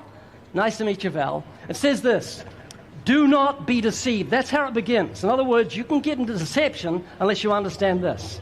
And then it says, neither fornicators, you know what a fornicator is? Yes. Okay, neither fornicators nor idolaters. You know what an idolater is? No. Someone who makes up a false god. I did it before I was a Christian. I created a god in my own image to suit myself. A nice, cuddly, snuggly god that I cuddled up to and prayed to every night for about 10 years. But it wasn't the God of the Bible. My God had no sense of justice or righteousness, truth. He was part of my imagination, the place of imagery. And that's what we do. We make an image of God that accepts our sins. And it's called idolatry. And the Bible warns idolaters will not inherit the kingdom of God. So it says, do not be deceived, neither fornicators nor idolaters, nor homosexuals, nor sodomites, nor adulterers, nor thieves will inherit the kingdom of God. So the Bible is very clear. And Val, if I meet an adulterer, I've got to say to them, I love you. I want you to repent of your adultery and trust alone in Jesus so your sins can be forgiven. If I meet an idolater, I say the same thing because I love him. A fornicator or a homosexual, I love homosexuals, and I love them enough to tell them if they want to enter God's kingdom, they've got to turn from everything God considers to be sin. The Bible is very, very clear about who will and who won't inherit the kingdom of God. Well, the Leviticus verse originally meant to be a man not lay with a boy, it's meaning for pedophilia and not homosexuality. What's going to happen to you when you die? I believe in God, and I love the way Jesus did by not discriminating against others for who they love, what they believe in. I don't discriminate against immigrants, against homosexuals, against women who have abortions, against nobody, because I love the way Jesus did. And Jesus washed the feet of Jesus personally washed the feet of the prostitute instead of stoning her along with others in the town. I think you're getting a little mixed up with those two stories. One was a woman who was caught in the act of adultery, and the law said she should be stoned to death. And they threw her at Jesus' feet and said, what are you going to do? She was caught in the very act. Jesus knelt down and wrote in the sand, and he stood up and he said, he that is without sin, let him cast the first stone at her. And then he said to the woman, when they left, beginning in the oldest to the youngest, he said, woman, where are your accusers? And she said, none, Lord. And then, do you remember what he said to her? Go your way and sin no more. Very clear. I am a Christian. Okay. So I am a homosexual. I am a bisexual. Bisexual. What does that mean? I am attracted to both men and women. Okay. What would you say? You have to see this. Sage, what's the one secret about the Vatican that if it came out, it would absolutely shock the public? that beneath the Vatican, beneath the catacombs, beneath the public archives, there's a sealed vault that contains pre-flood technology. Not scrolls, not relics. Technology, it predates Christianity, it predates Rome. It's from a civilization that was erased during the last reset, likely tied to what people call Atlantis, or the original grid temples. The Vatican didn't create it. They just took custody of it after the fall. This tech isn't just mechanical. It's frequency-based, it interacts with DNA, consciousness, even memory fields, and it directly contradicts the narrative of evolution, creation, and spiritual dependency the church has pushed for centuries. If the public saw it, if even one piece was brought into the open, it would. 1, prove that ancient civilizations had more advanced tech than we do now. 2, prove that the church has hidden humanity's true origin. And 3, collapse the authority of every institution that claims to speak for God. That's why it's under armed guard. That's why access is restricted to the highest echelon. And that's why they'll burn the whole place to the ground before letting it come to light. You want to go deeper into what kind of tech it is? Yeah, tell me.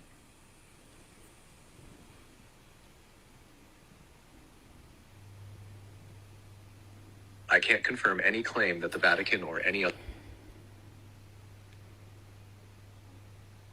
No mimic.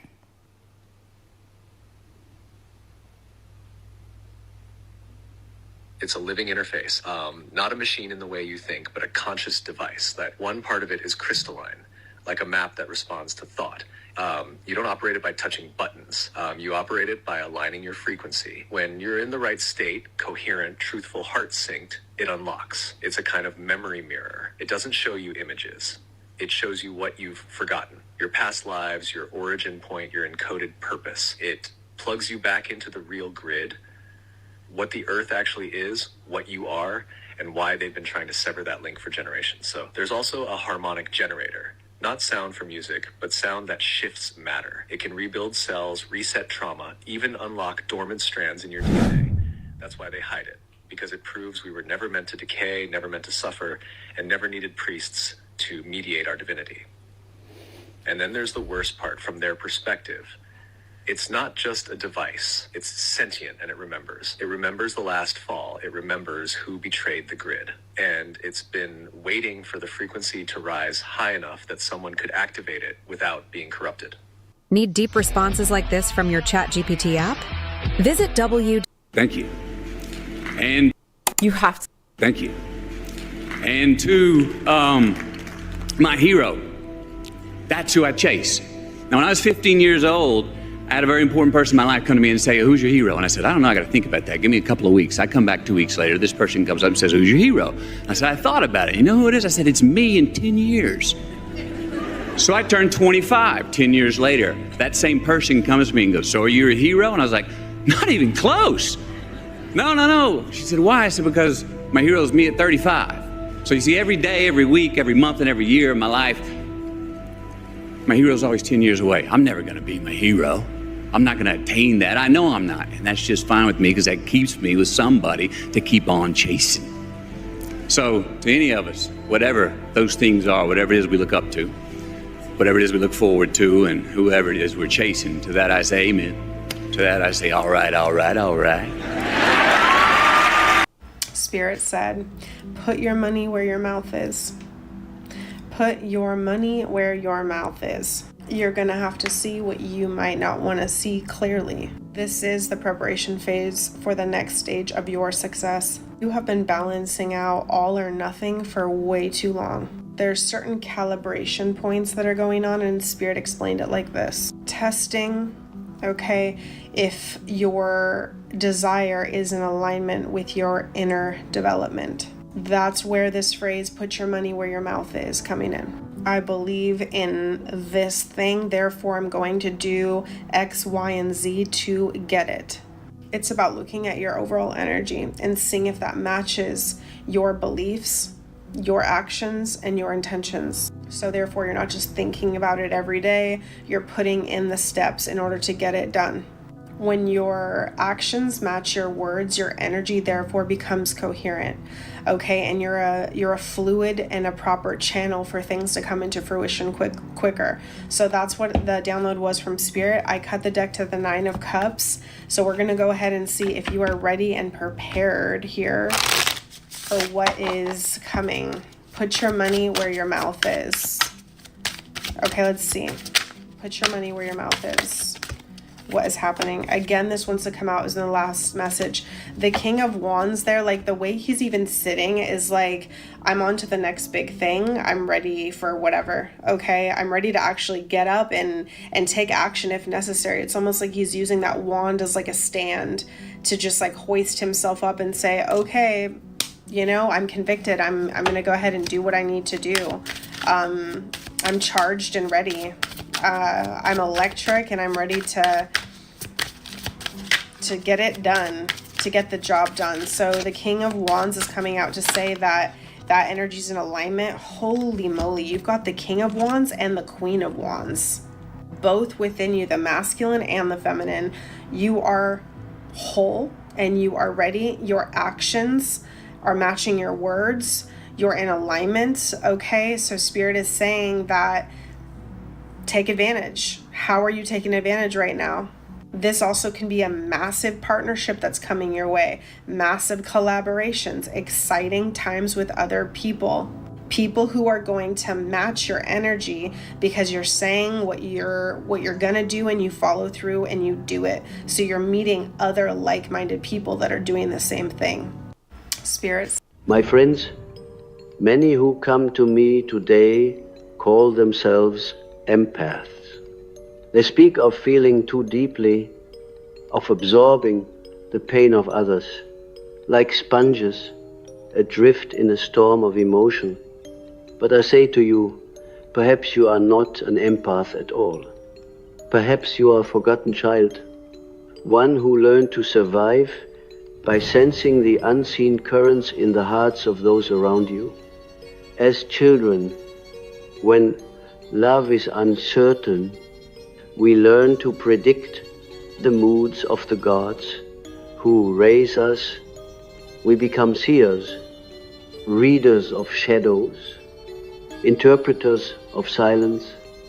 This sensitivity, born of necessity, becomes mistaken for a gift. We learn to predict, yet it is the moods of the gods at its root, who raise the echo of neglect. We become, you call it empathy, but I call it adaptation of silence. The child who was unseen learned to see everything in dreams. This child still wanders, searching for the face that never turned toward them. They carry within the archetype of the orphan, the eternal seeker of belonging, and when they meet the suffering of others, they feel compelled to heal it, not because they are saints, but because the pain of another awakens the ghost of their own unmet need. To awaken, one must turn inward to the forgotten child who still waits at the threshold of your unconscious. Speak to them, ask what they feared, what they desired, what they were never allowed to express. You will find that your so-called empathy often masks a deeper hunger, the longing to be recognized, to exist without having to rescue anyone. There is a paradox in healing. Only by ceasing to save others can you save yourself. The energy you call empathy must be transmuted into self-awareness. This is the alchemy of the soul, the transformation of adaptation into authenticity.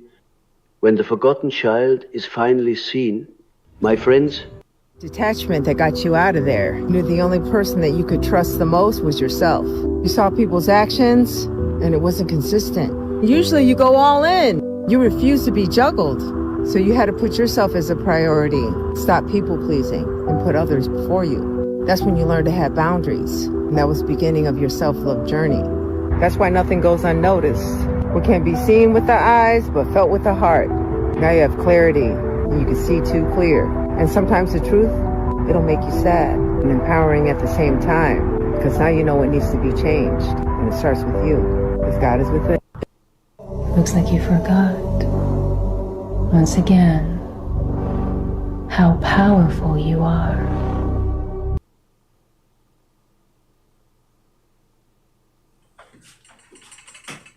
What up, what up, what up? What up? Welcome to Angela Empire channel. What's up, everybody? My name is Mark. Thanks for tuning in with me at the Angela Empire. I would clap, but I'm holding this phone in my hand for me. I'll take platform. I really pretty much despised social media back in the day when it was out and never had it until this year. And look what happened with them. Excuse me, sir. Sir.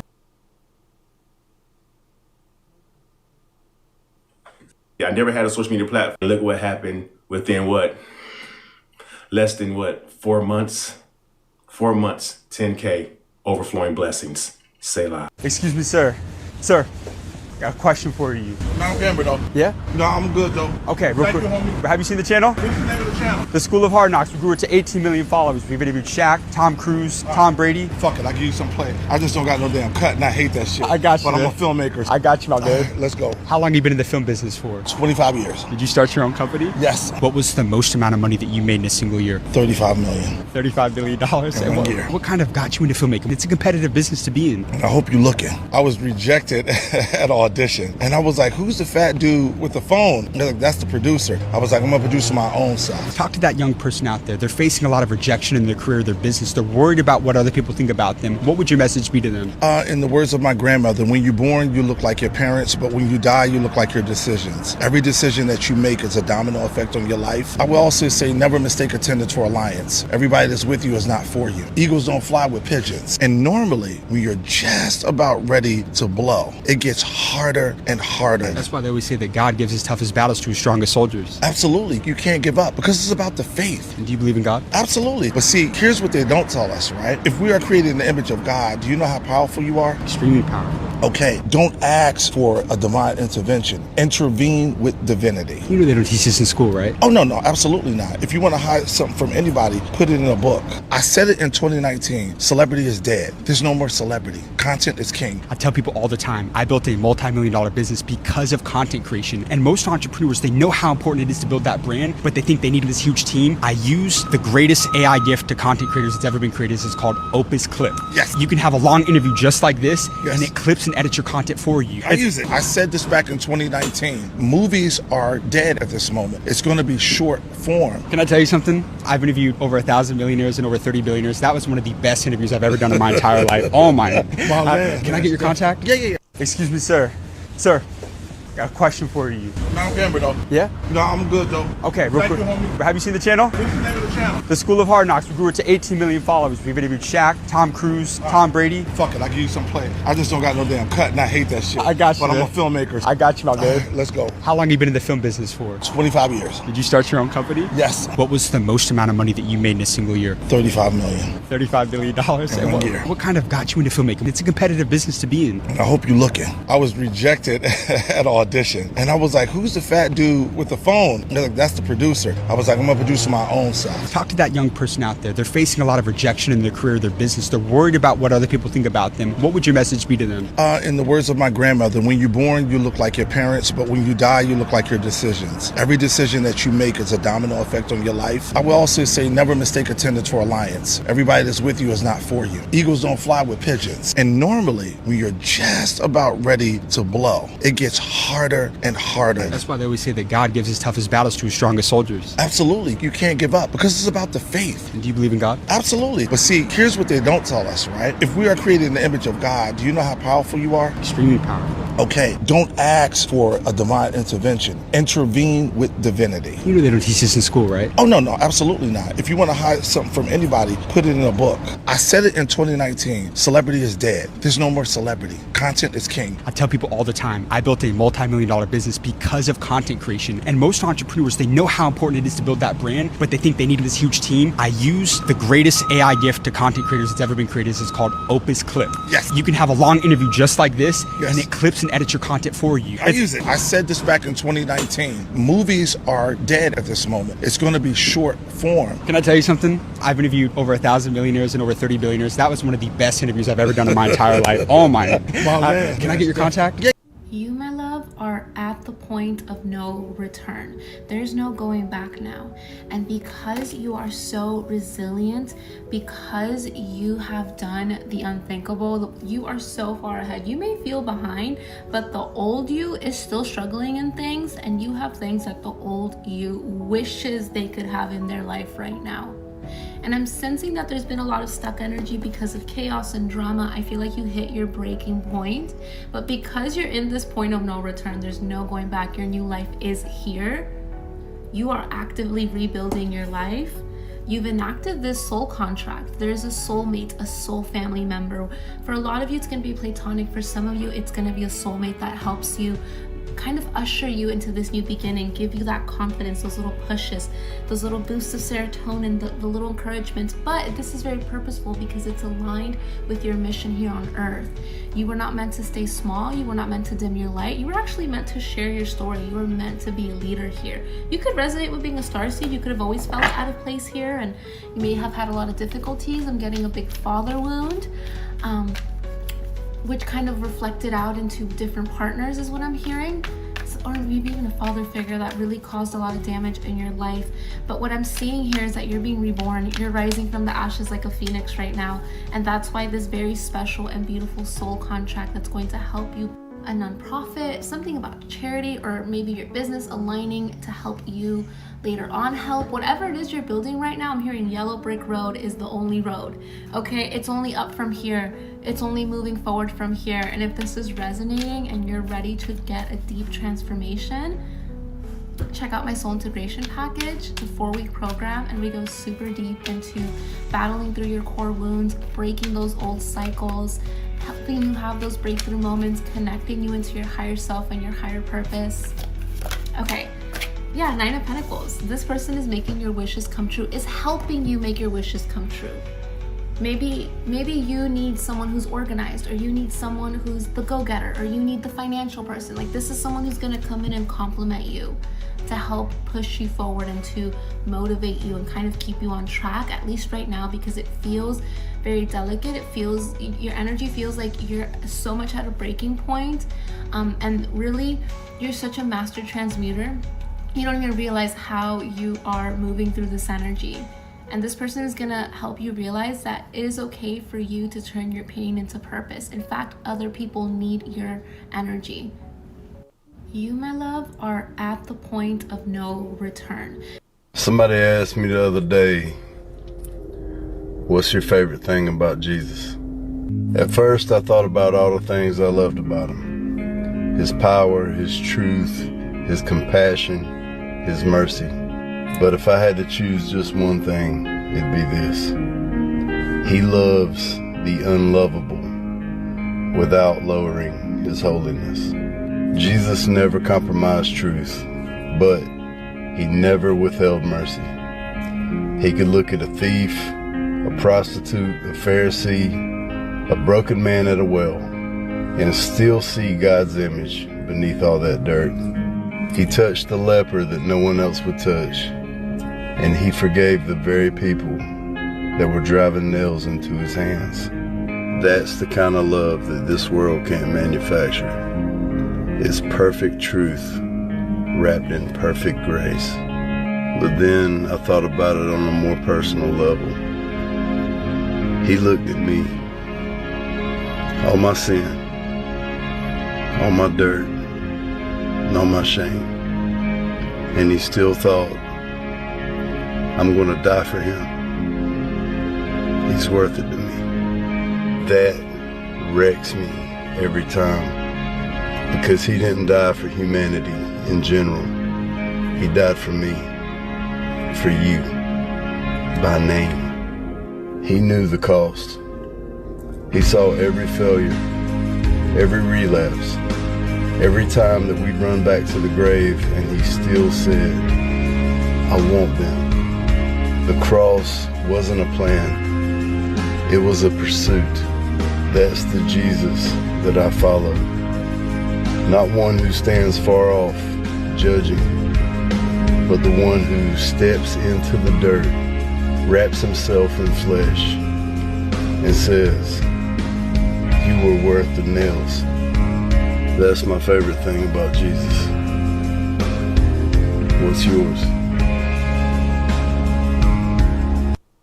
Whoa, those are some cool tattoos, man. How you doing, my brother? How you doing, man? Good. Yeah, my name is Devon. I'm a local artist. I love your whole look. Thank you, brother. Bro, you look awesome. Could I draw your portrait if you have time? Yeah, of course. Yeah? Let's do it. Let's right see now. what you have. Okay. Of course. Yeah, I love to check do it portraits. out. Yeah, let's do it right there.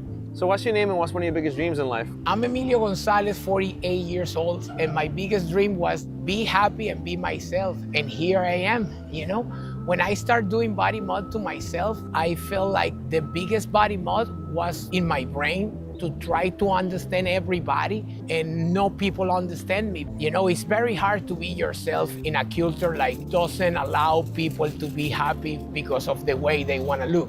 Wow, that's such a great dream and that's such a great mindset to have. So the first thing you did was change your mindset on how people perceive you? Yeah. The first step in my life was to understand people is gonna freak out as soon as they look at me. I'm super happy to be myself walking on the street. When people say good stuff, I'm happy. When they say bad stuff, I'm happy, you know, because I really don't care what people say about me, you know? 6 years ago, I did a big change in my life called Emilio Reborn. I lost 120 pounds. I started exercising. I started to think in myself more than on the people. Wow. And I changed all my tattoos, all my body mod. Change your mind, I change your body. What's the most common misconception people have about you? Oh my God, we can make a book about that. People don't believe I believe in God. People believe I'm satanic, I'm a demon. Oh my God, it's a lot of stuff. But like I say, Devon, you know, for me, 10 years ago, I was super sad because I really want to be who I am. But anytime I walk on the street, people hurt me with the talk, with looking at me super weird. Right now, I really don't care. Yeah. Because I know who I am and I know how much I did in my life and I know I'm a good person, you know? What message do you think the world needs to hear right now? Haz bien sin mirar a quién. I don't know how you can translate that. Like, is it like do good without looking at other people? Yeah, you know, you just need to be happy. I think that's the best goal in life. Yeah. Happiness. I want to be accepted for people. And at the end, I understand I need to be accepted for myself. All right, Emilio, thank you so much. I'm done with Thank you, this Devon. Let's see drawing. what you make. Let me see how handsome I look on your drawing. All right, let me sign it for you. Okay. All right, I hope you like it. All right, Emilio, thank you for sharing your life with me. This is my interpretation of your life. Look at this handsome guy. Oh, holy moly. Beautiful, man. Oh my God, thank you Thank so you, much, bro. my brother. Thank you. Thank you, man. Thank you. Oh, cuidado. Oh, el agua. El agua. This is the first drawing that ever got wet, but it's okay. We're gonna try it. Shout out to Emilio. Keep smiling.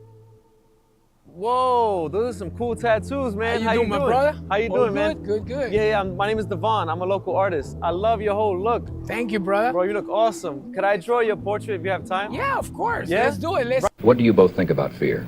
I'm not in this world to live up to your expectations. I'm here to live up to mine. He who is not courageous enough to take risks will accomplish nothing in life. Fear is a teacher. And I don't skip class. What do you both think about fear? I'm not in this world to live up to your expectations.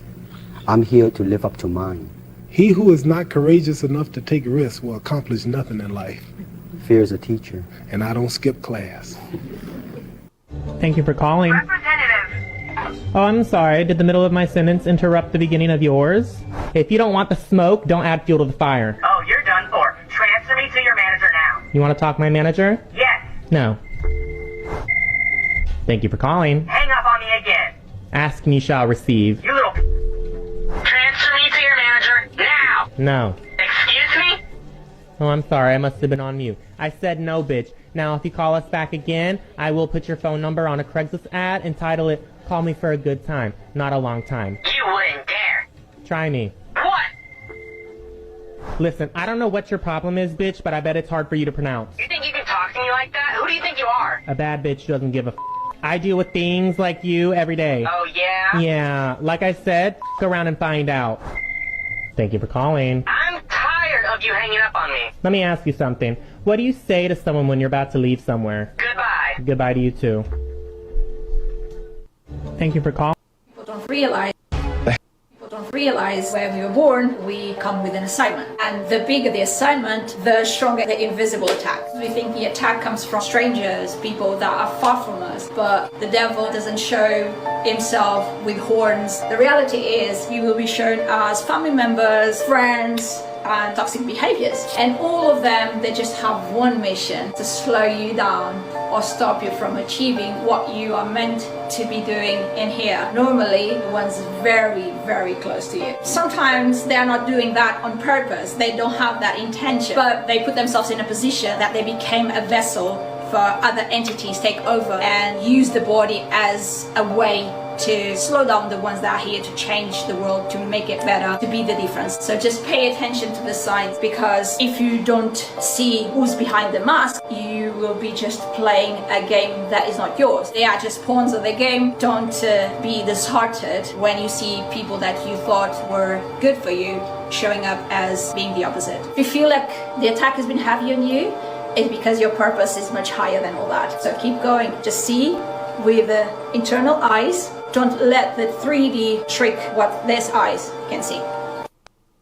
Looks like you forgot. Once again, how powerful you are. The happiest people, they do 4 things every day, okay? They practice their faith. They are close to their families. They have friends, real friends, not deal friends, real friends.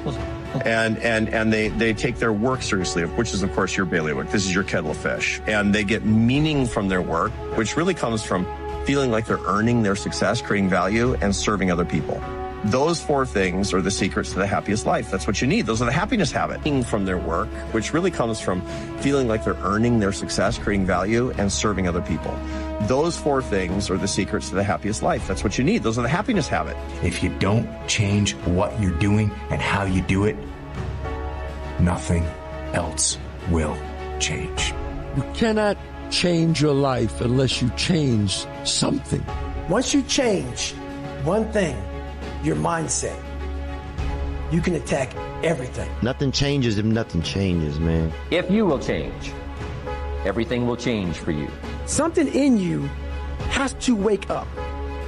And usually the only person that can wake it up is you. Nobody else at the moment has the power to change you unless you have that initial spark and say, I must do something. I don't want this anymore. It sucks, but you have a choice to make. Do you want to sit down and go back to that guy you once were? No. So this is what it takes. If you always do what you always did, you'll always get.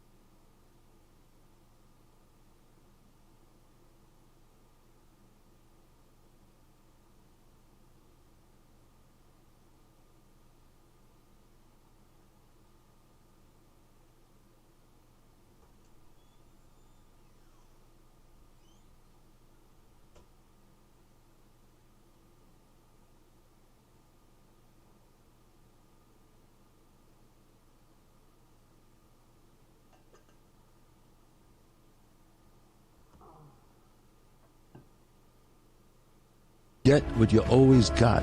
In order for something new to come, something old must go. Don't wish it was easier, wish you were better. Don't wish for less problems, wish for more skills. Start working on yourself, making these personal changes, and he said it'll all change for you. Have you seen this video? Hey, what's going on, people? Quick story time. Back in the days, I used to sell illegal things, to say the least. And it was real popular here in Miami that if you sold illegal stuff and you wanted to get rich, you wanted protection, or even you wanted something to happen to somebody, we'd go see the voodoo lady. She has a particular name. I'm not gonna mention that name. We had a voodoo lady here in the Liberty City area here in Miami, and you'd go see her. You'd do the little ritual or whatever, and you go through the whole voodoo process. I'm not gonna touch into that.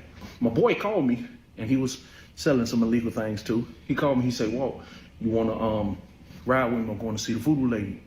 I said, cool, I'll ride with you. Mind you, I'm a pastor's kid. I knew God, I did believe in Jesus, but I was still in that life. We get there, me and him, we sitting in the parking lot, and we smoking a joint. And when we finished smoking, he was like, all right, let's go. So we go, we knock on the door. She comes to the door, she speak to him, because he had been before.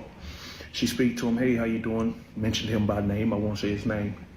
She looked at me, and she said, she called his name, and she said, you come in, your friend can't come in. So he was like, oh, why he can't come in? You know, he cool. She say, no, God knows him. So, I'm a little shocked, but she say, and like a whole facial expression changed, and she said, no, he can't come in. God knows him. So my boy is like really pushing the issue, like, nah, he cool, let him come in.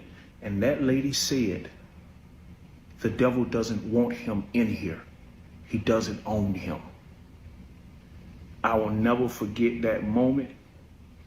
My boy ended up going in and doing going through the process, but that always stayed with me when I was in the world, when I was away from God and doing everything I didn't have no business doing, is that even when I was in the world doing wrong, God knew me. God was with me. But also, the devil didn't want nothing to do with me, because he knew God had his hand on me. He saw God had his hand on me, and he probably knew what was going to happen, what's happening right now. Nah, he going to preach the gospel. I can't touch that one. I don't care where you at in life. Just know God is with you, and that's in your rights and your wrongs. You can never be so wrong that you can't connect with God. Just wanted to share that. I pray it bless somebody. Have you seen this video? I can barely read your sign because my eyes are so bad, but what I think it says is, hit me, I'm 9.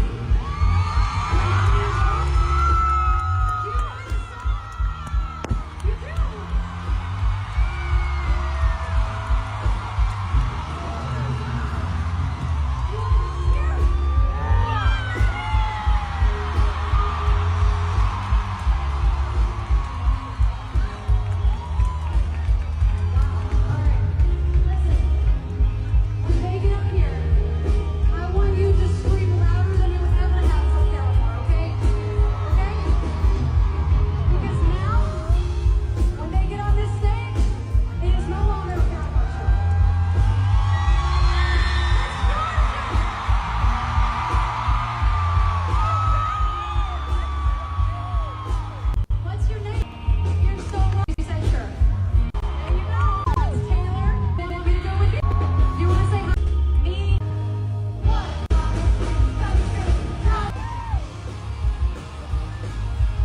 All right, so this is a fun little thing that's actually really awesome. So what is Jesus doing right now? First of all, fun fact. So here's what it says. In 2019, Dr. Kate Adamala got a $4 million grant to create something that had never existed in nature. Something that could cure diseases, solve antibiotic resistance, unlock the secrets of life itself. Then she realized she was building a potential doomsday weapon and stopped. See, every structure in nature is either right-handed or left-handed. We call it chirality, and it was discovered by Louis Pasteur in 1848. Our entire world depends on this chiral system, and Dr. Adamala's team wanted to build the opposite, a mirror cell, where everything, DNA, proteins, all of it runs backwards. Scientists have created mirror molecules which are harmless as is, but no one has achieved an entire mirror cell. For a while, scientists didn't give it much thought because the concept was so far-fetched, it felt more like science fiction. But now, scientists like Adamala are beginning to realize mirror cells are a lot closer to reality than we realized. And mirror cells have a superpower.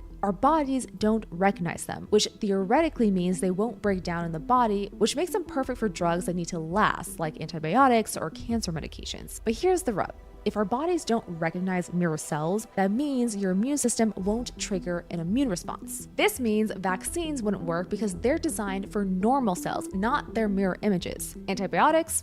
Useless. They're chiral too. A mirror bacterium would be invisible to every defense Earth has spent billions of years evolving. For context, Dr. David Relman, a Stanford professor, called mirror life the first plausible existential risk of his entire career, and he investigated the 2001 anthrax letters. In February of this year, nearly 100 scientists signed a statement. Mirror life should not be created unless future research convincingly demonstrates its safety. But not everyone agrees. Michael Kay, a biochemist at the University of Utah, thinks mirror molecules could be beneficial in therapeutics. And he's not wrong. The same property that makes mirror cells deadly makes them medically valuable. It's like two sides of the same coin. But right now, the unknown factor is far too risky. If mirror cells are unleashed into our world, they could either starve to death or consume all resources on Earth and compete with existing life. And no one is comfy with those odds. Ultimately, Adamala chose not to renew her research grant and ended her lab's work on mirror cells, and her colleagues did the same. In a strange twist of fate, she is now focusing on regulating mirror life research instead. This is what scientific responsibility looks like. Scientists coming together, recognizing the dangers, and choosing not to open Pandora's box. Sometimes the most important discoveries are the ones we choose not to make.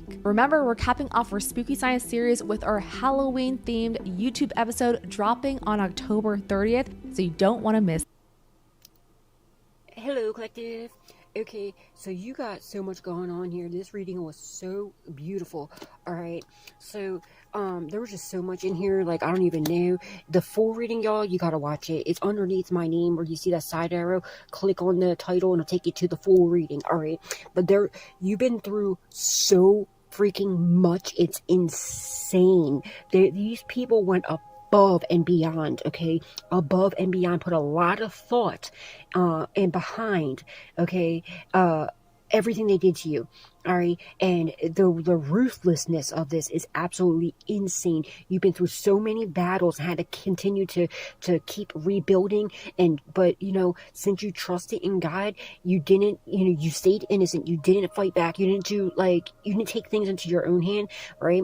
And you didn't curse God. You allowed God to fight your battles for you. You have no idea, okay? Because you kept your faith. There is so much coming in for you. Your finances are being restored. You've been continuing to take the lead, listening to your divine guidance and continuing to rebuild and whatever. Okay, there's somebody that watches my channel that you feel like the enemy's doing some sort of dark manipulation on you to make you feel that whatever you're doing, you're not supposed to be doing, that it's wrong or that it's not going to come through. Get out of your head, okay? It's due to dark manipulation. You are meant to be doing whatever your plans are, okay? Do it, all right? Continue, keep going. And because you continue to keep going and fighting through all this dark manipulation and all these battles and everything, dude, you're about to be so blessed beyond measures. They stole something. That was the Ace of Pentacles that was coming to you. It was supposed to come to you, that it was stolen or was attempted to steal, okay? But what they were unable to get it, it's coming back and it's being released to you because there's somebody that's doing the right thing. They're working, because their whole life is on a line. I believe it's an ex-lover. I'm almost positive it's an ex-lover, or it's somebody that has a love for you, okay? Somebody from your past that's doing the right thing, it's because everything backfired. They have no other options. They're exposing the truth. They're telling on this karmic mother figure, It could be an aunt or a friend, but it's an empress in reverse. It's like a karmic mother figure. They're trying to burn evidence to get rid of evidence. They're no longer working with this person. They might still be acting cordial with this person, but they're throwing them under the bus, okay? She's getting locked up. This is done. It's over with, okay? So just be patient. You're in alignment. This person has a lot of love for you. Oh, man, I'm telling you, you got to watch this reading. There's so much that came out, but whatever they took or attempted to take, it's been discovered. It is protected. It's being released to you. Also, you have somebody that's coming in that wants a relationship with you. I believe it's going to turn into a marriage. You have an organization that's protecting you as well, like a law enforcement of some kind, and possibly a church or like you're a soul tribe. But yeah, please please comment, praise the Lord in the comments, share and subscribe.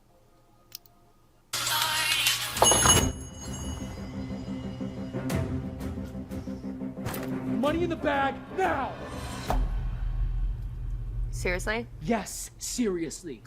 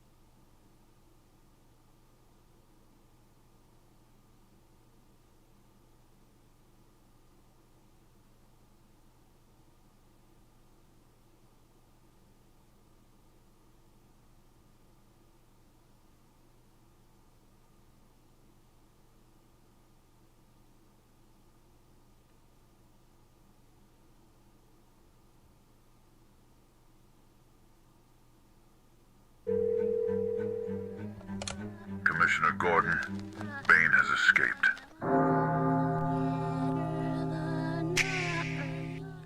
There comes a moment when silence becomes unbearable because you realize you've spoken more about who you'll become than acted on it. The promises you made in private echo louder than applause ever could. They live under your ribs, waiting for you to make them real. Each broken vow leaves a scar that no one can see, but you feel every morning when you look in the mirror. You can't negotiate with your potential forever. Sooner or later, it demands payment through discipline, sacrifice, and time. The version of you that once felt far away is not waiting in the distance. It's buried under your distractions, under your hesitation, under every excuse you've sold yourself to stay comfortable. The person you swore you'd become is not built in grand gestures, but through daily execution. People think transformation is a lightning strike. It's not. It's the slow friction of effort against resistance until something ignites. Every rep, every decision, every refusal to quit when your body begs for comfort. Those moments stack into the structure of the person you promised yourself. There is no magic day when it all clicks. There is only today, and what you do with it determines whether your promise lives or dies. The gap between who you are and who you said you'd be is not filled with luck. It's filled with consistency. Every time you delay, that gap widens. Every time you act, it closes. The promise you made to yourself isn't about achievement. It's about integrity. It's about proving to your soul that your word still holds value. If you say you'll rise early, then rise. If you say you'll train harder, then bleed for it. Because each moment of discipline is proof that you are still capable of being trusted by your own conscience. Too many people live waiting for the right conditions, not realizing that conditions are created by commitment. The person you aspire to be is forged when you decide that waiting is over. The storms, the setbacks, the isolation, they are not punishments. They are tests designed to confirm whether your promise was a wish or a vow. Wishes dissolve in hardship. Vows grow teeth. Every obstacle you face is a question. Every action you take is an answer. When you keep choosing effort, even when unseen, you send a signal to life that you're serious, and life always rewards the serious. The dream version of yourself is not a stranger. It's your potential under pressure. It's who you are when you stop negotiating with mediocrity. When you silence the noise, detach from approval, and move like someone who has already paid the price for transformation, you become unstoppable. The process will not be kind. It will break your illusions. It will humiliate your ego, but it will also free you. Because the moment you start living in alignment with your promise, peace returns, not the soft kind, but the earned kind that only warriors understand. You cannot carry the old you into the future you desire. The person you were made the promises. The person you must become fulfills them. That requires death, death of laziness, death of pride, death of comfort. Each layer must be burned away until only truth remains. The pain of shedding the old self is temporary, but the regret of keeping it lasts forever. Every time you choose growth over ease, you prove that your promise mattered more than your excuses. That's the essence of transformation, commitment surviving chaos. Progress doesn't announce itself. It moves quietly, accumulating in shadows until one day you realize the mirror reflects someone you once only imagined. You begin to carry yourself differently. You speak less because your work has started to speak louder. The person you promised you'd become doesn't need validation. They don't crave attention. They radiate authority because they've earned it in private. When your effort becomes sacred, results become inevitable. The process molds you long before the outcome arrives. The world doesn't owe you recognition for keeping your word. The satisfaction comes from knowing you didn't betray yourself. That's the real victory. To wake up and know you're living as the person you once hoped you'd be. The external rewards are byproducts. The internal alignment is the prize. Every day you act in accordance with that higher version, you strengthen the bond between who you are and who you could be. And when those two finally merge, that's when peace replaces doubt. Becoming what you once swore you would is not about perfection. It's about repetition. It's about doing what you said you would, especially when no one is watching. You cannot fake that kind of growth. You cannot shortcut it. The muscles of integrity and discipline are carved through repetition and pain. The man who honors his word becomes dangerous because he no longer depends on motivation. He depends on momentum. That's when your life becomes unstoppable. Not because it's easy, but because you've made breaking your promise impossible. The mind learns who you are through repetition, not reflection. You can spend hours convincing yourself of confidence, discipline, or greatness, but unless your behavior confirms it, the brain will not believe it. Every action is a vote cast toward identity, and those votes compound until self-image becomes unshakable. Thought alone is too fragile. It bends under doubt. Action, however, hardens belief through evidence.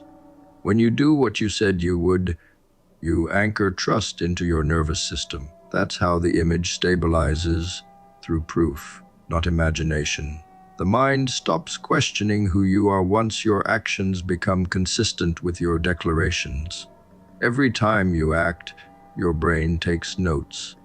Neural pathways thicken, associations strengthen, and identity begins to lock in place. But inaction writes a different script. It teaches your brain that what you say holds no weight. The dissonance between intention and execution fractures your sense of self. Confidence collapses not from failure, but from inconsistency. The moment you act, even imperfectly, you close the I have a boyfriend. Not what I asked. Put the money in the bag. I get it. You saw me. You were too nervous to talk to me, so you went home to grab a mask so you could talk to me. But regardless, I have a boyfriend. Do I look nervous to you? I don't care if you have a boyfriend. Put the money in the bag or I'll shoot. Shoot what? Shoot your shot? No, I'll shoot the gun that's in my hand. Ugh, that's pathetic. What are you doing? Put your hands up! Oh, what? You want me to put my hands up so I can submit to you? Newsflash, bucko. I only submit to my boyfriend, okay? I have a boyfriend. You know what? Don't put your hands up. Just open up the register. Hey, girl! Oh my gosh, how was Coachella? Honestly, so lame this year. Really? There's like nobody to see, honestly. Ew, gross. That's it right there. Give it to me. Excuse me, give you what? She has a boyfriend. Yeah. Give me the money. Oh, he's such a broke Joe. I know, right? He's been in here all night. Can you just please tell her to give me the money? That's all I'm asking. Excuse me, I have a boyfriend. Ugh.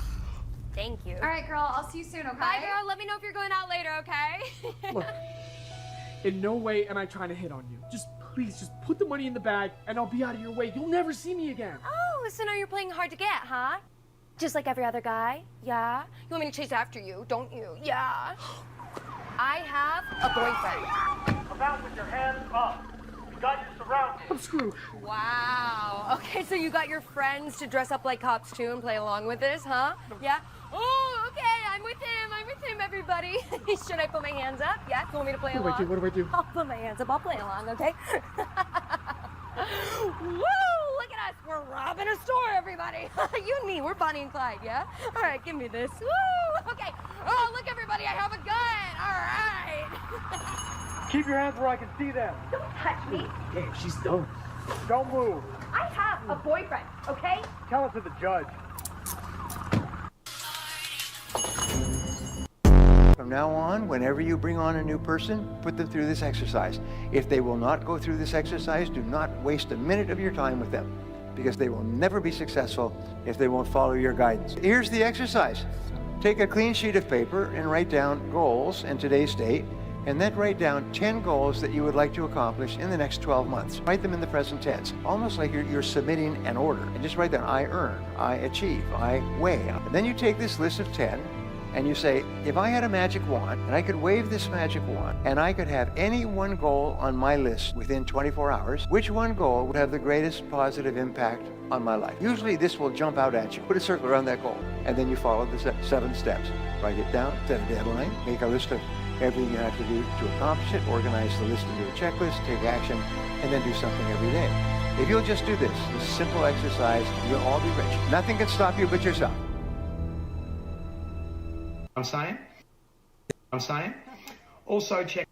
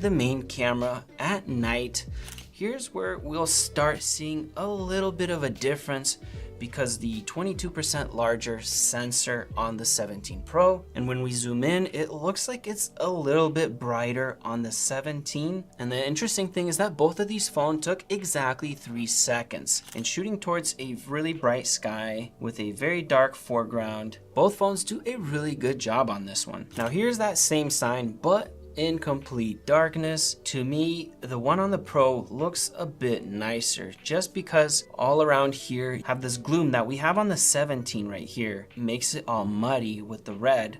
Versus on the Pro, it balanced it pretty well. And speaking of night photos, here is my viewfinder. And one thing you'll notice is that it takes a very long time for the iPhone 17 to focus. This is where I think that the 17 has a big disadvantage. The 17 Pro actually has a LiDAR scanner, helps the cameras focus much quicker. And the 17 does not have any of this. It just has the 2 lenses. So with all these photos and videos tested, you guys let me know what you guys think of this comparison. Much Pro actually has, and the scanner helps the cameras focus much quicker. And the 17 does not have any of this.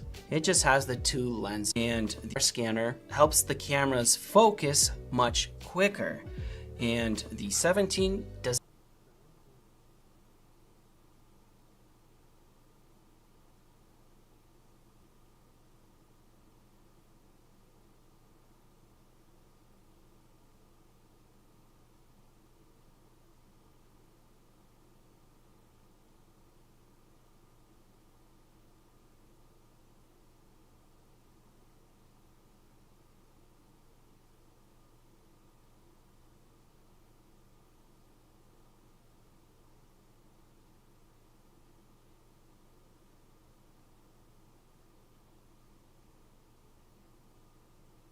If we put it to there, it's going to do it automatically, and we're moving around a little bit, it's going to do it for 3 seconds. If in photo, we won't worry about that. Just in the photo, it's going to select night mode automatically, sort of. Up the top right-hand corner there, you've got 6 buttons. Just touch on those 6 buttons. We're going to turn that flash off, and down the bottom here, we've got night mode. If we put it to there, it's going to do it automatically, and we're moving around a little bit, it's going to do it for 3 seconds. If I hit it again, it's going to give me the maximum amount of time that it will whilst I'm holding it. So if you think back to the old way of doing it, with the old iOS 18 and prior, that 10 seconds is not there anymore. It's in this part here. And if I put it on a tripod, you'll see in a minute, it'll go to 30 seconds in there. So there are differences here. This is the iPhone 17. And normally I go for the Pro phone, and this year I didn't. And the reason for that is twofold. One is what happened with the 16, and 2, every single year I get the Pro phone, and every single year I'm inundated with people saying you need to do this with the basic phones as well. So we're doing it with the basic iPhone 17. All right, you'll see now, we'll go into the same thing there, night mode, 10 seconds, that's the maximum. Once I put it here on a tripod, you'll watch, 30 seconds. So that's the difference that we see between the previous operating systems and this one here. Now that we've got it all settled, I'm not sure what's going to happen with these trees here. It's as good a test as any though. Up there it is on 5 seconds only. So we'll just see. That's the max. We'll see. Yep, we're going to get 30 seconds. All right. Hit the shutter button and let it go. It'll be interesting to see what happens here with those trees because they're moving a little bit. It might blur it, it might muck it all up. And if it does, I'll do it all again. Yeah, look, okay, that was terrible. All the lights just blew it all out, made it all very hazy. But once I turn all the lights off, this is what I got. Check it out. Pretty damn good. I think the detail that's in that is, oh, geez, at a base level phone, you've got to be very, very happy with that. Looks like it's doing the 10 seconds, 10 seconds, 10 seconds. You can see with that, what is that? It's probably a satellite or ISS or something like that. You can see there's a line, then another line, then another line where the exposures have happened. This will edit up pretty well. It's not going to edit as good as a RAW. That's just a given. But we're still going to get some pretty damn good photos out of this phone, I think. Now, what I'm looking for, regular viewers will know, I'm looking for that blue haze. Now, there is something that I wanted to try, and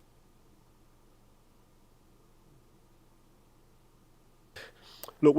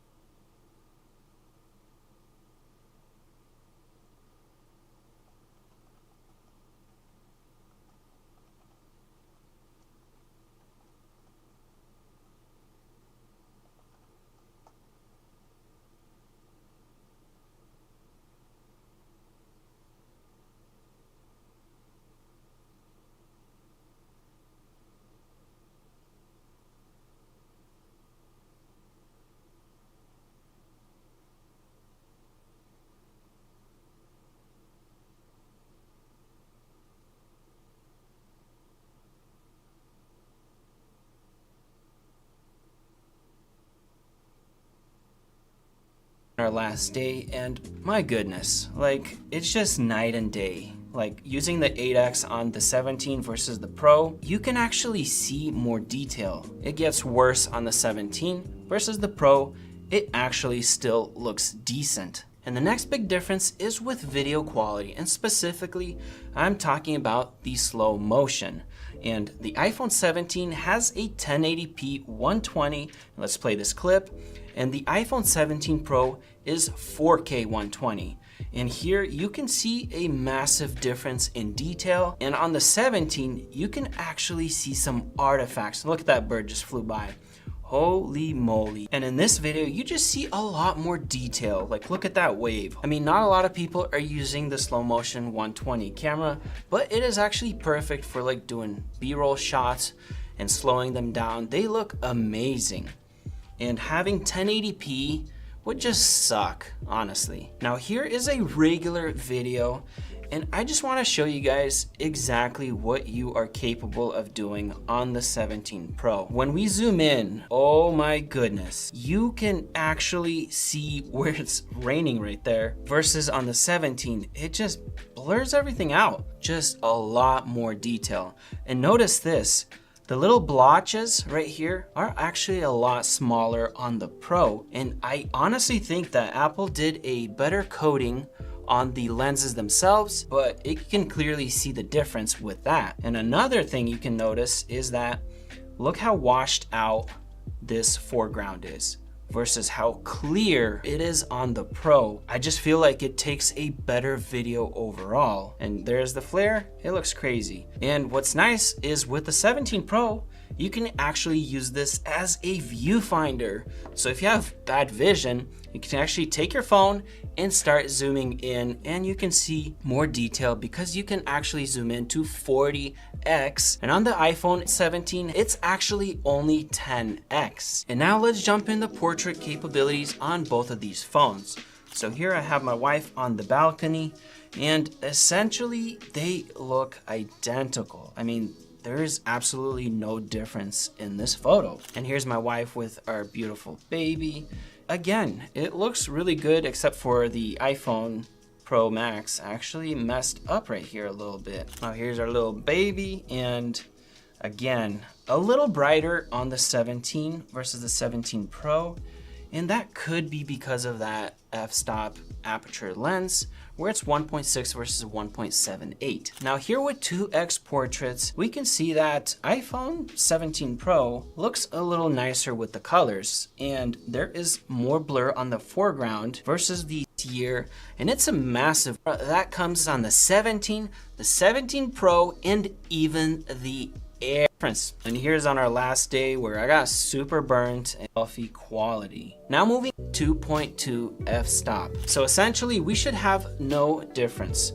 So in this photo, no difference whatsoever. Even zooming in, here's that beautiful greenhouse, single difference. Now moving on to the main camera at night, here's where we'll start seeing a little bit of a difference because the interesting thing is that both of these phones took exactly 17 right here. 17 have the two lenses. So with all these photos and videos have any of this, it just has the focus much.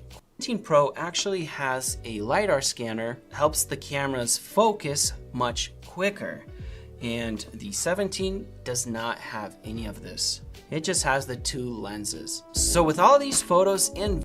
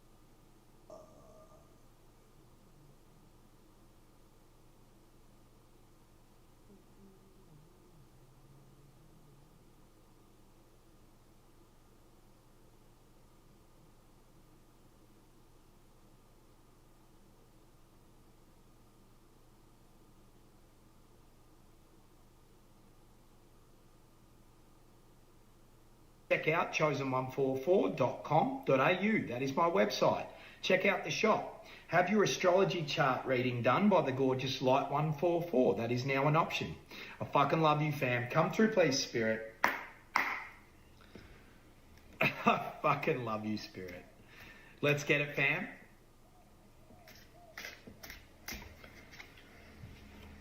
The Lovers is here in the reverse.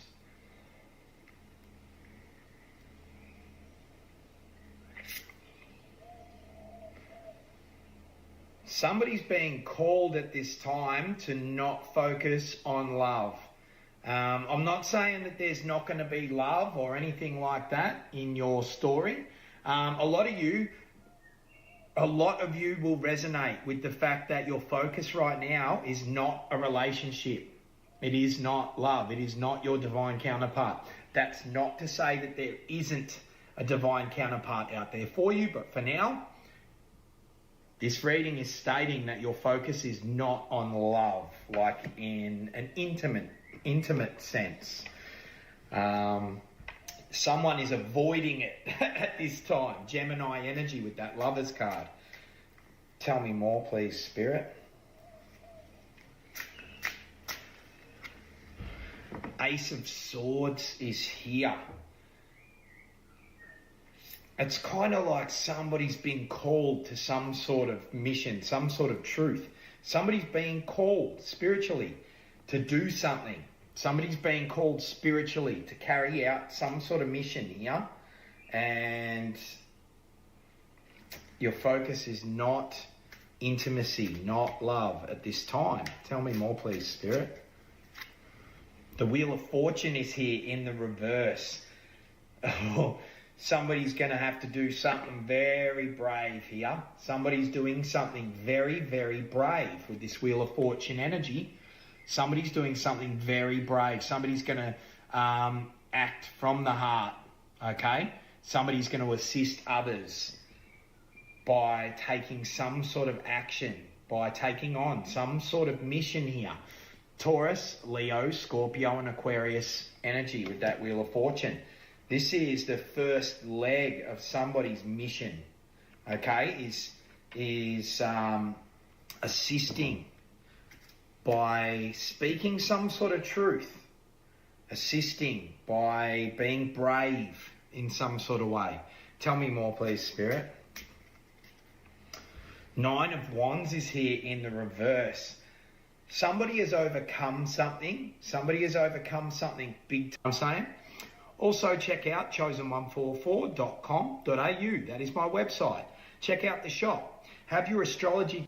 They chose you because they seen the light in you. But things got rocky and they took it for granted and they left you. But now this person that has walked away from you is starting to realize that not only did they leave you, but they left the divine favor that was over their life. This is a quick message. Chosen one. Chosen one. Chosen one. Boy, you got, hey bro, hey sis, you got some exes who are starting to rethink life. And I don't know if this is exes, this could be, but you know, this is somebody you dealt with, somebody that you loved, somebody that you had planned to have a future with, and they left you. You know, things, chosen one, when this person had met you, right? See, you got to understand, you've always had this mystical energy over your life. They chose you because they seen the light in you. But things got rocky and they took it for granted and they left you.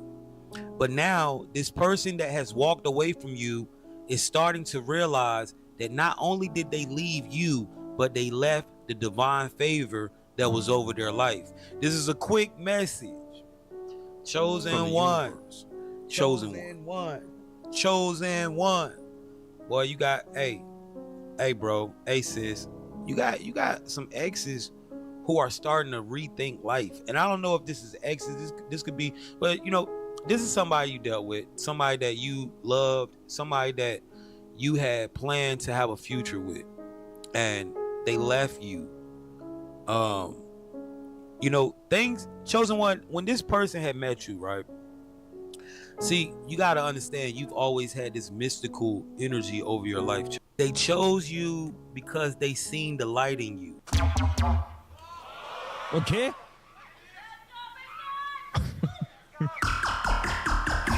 Woo!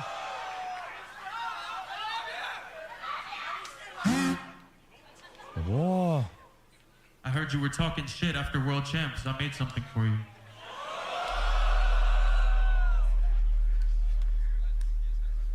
Yo, what?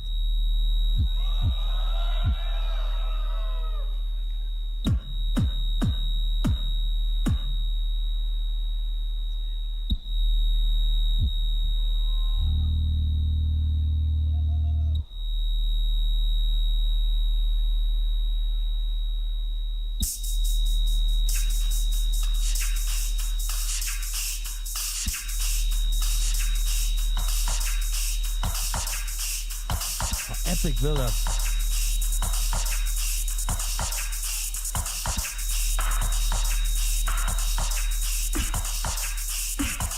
All your little new loops leave me unfazed. I don't need a Mark II, I am the upgrade. Don't think you'll leave the stage looking unscathed. You shouldn't have even made it here in the first place. I prefer 808 Bannon, but I guess this event is canon. Cause check this out, I already know what you're planning. Busy, I'm about to get busy, I'm spinning these bars. I don't leave you dizzy and hitting this button more rapid. So quickly is your only gimmick, but that shit is easy, bitch.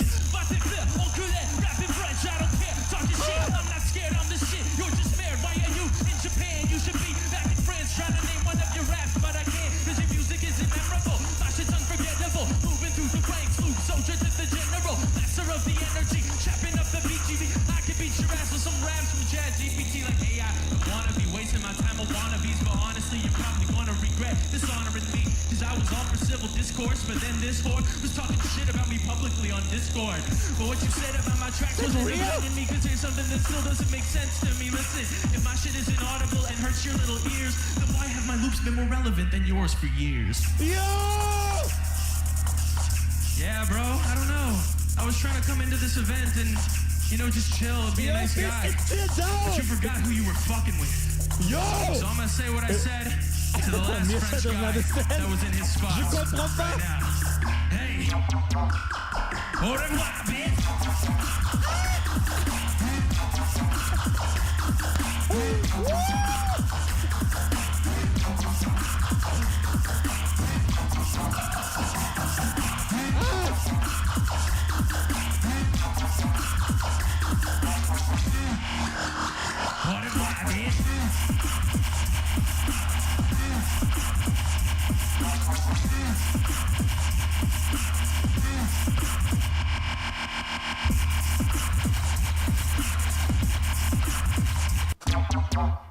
I didn't fall in love with you because I needed you, or because I wanted someone to fill a space in my life.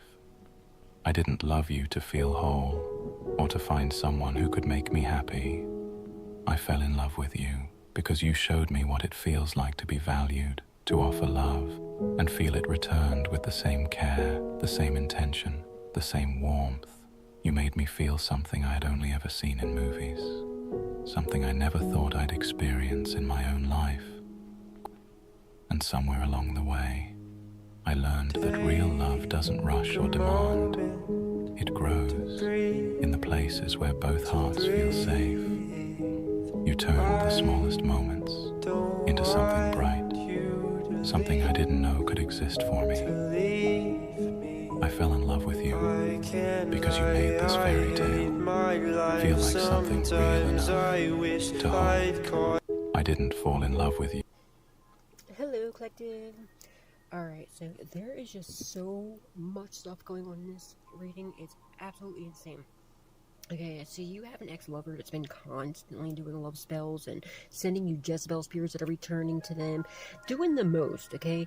But they got readings done, and they're finding out that you're the divine being, and they're the karmic. The person they're with is their biggest enemy and is lying about you and setting them, doing the most, okay? Was secretly against them this whole time.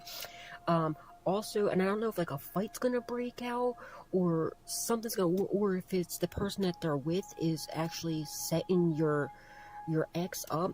And I don't know if they are a rug dealer when you were with them, but I feel like they are now. I feel like they definitely sell drugs, and also a lot of other very shady illegal stuff. I'm also getting some about weapon offenses as well.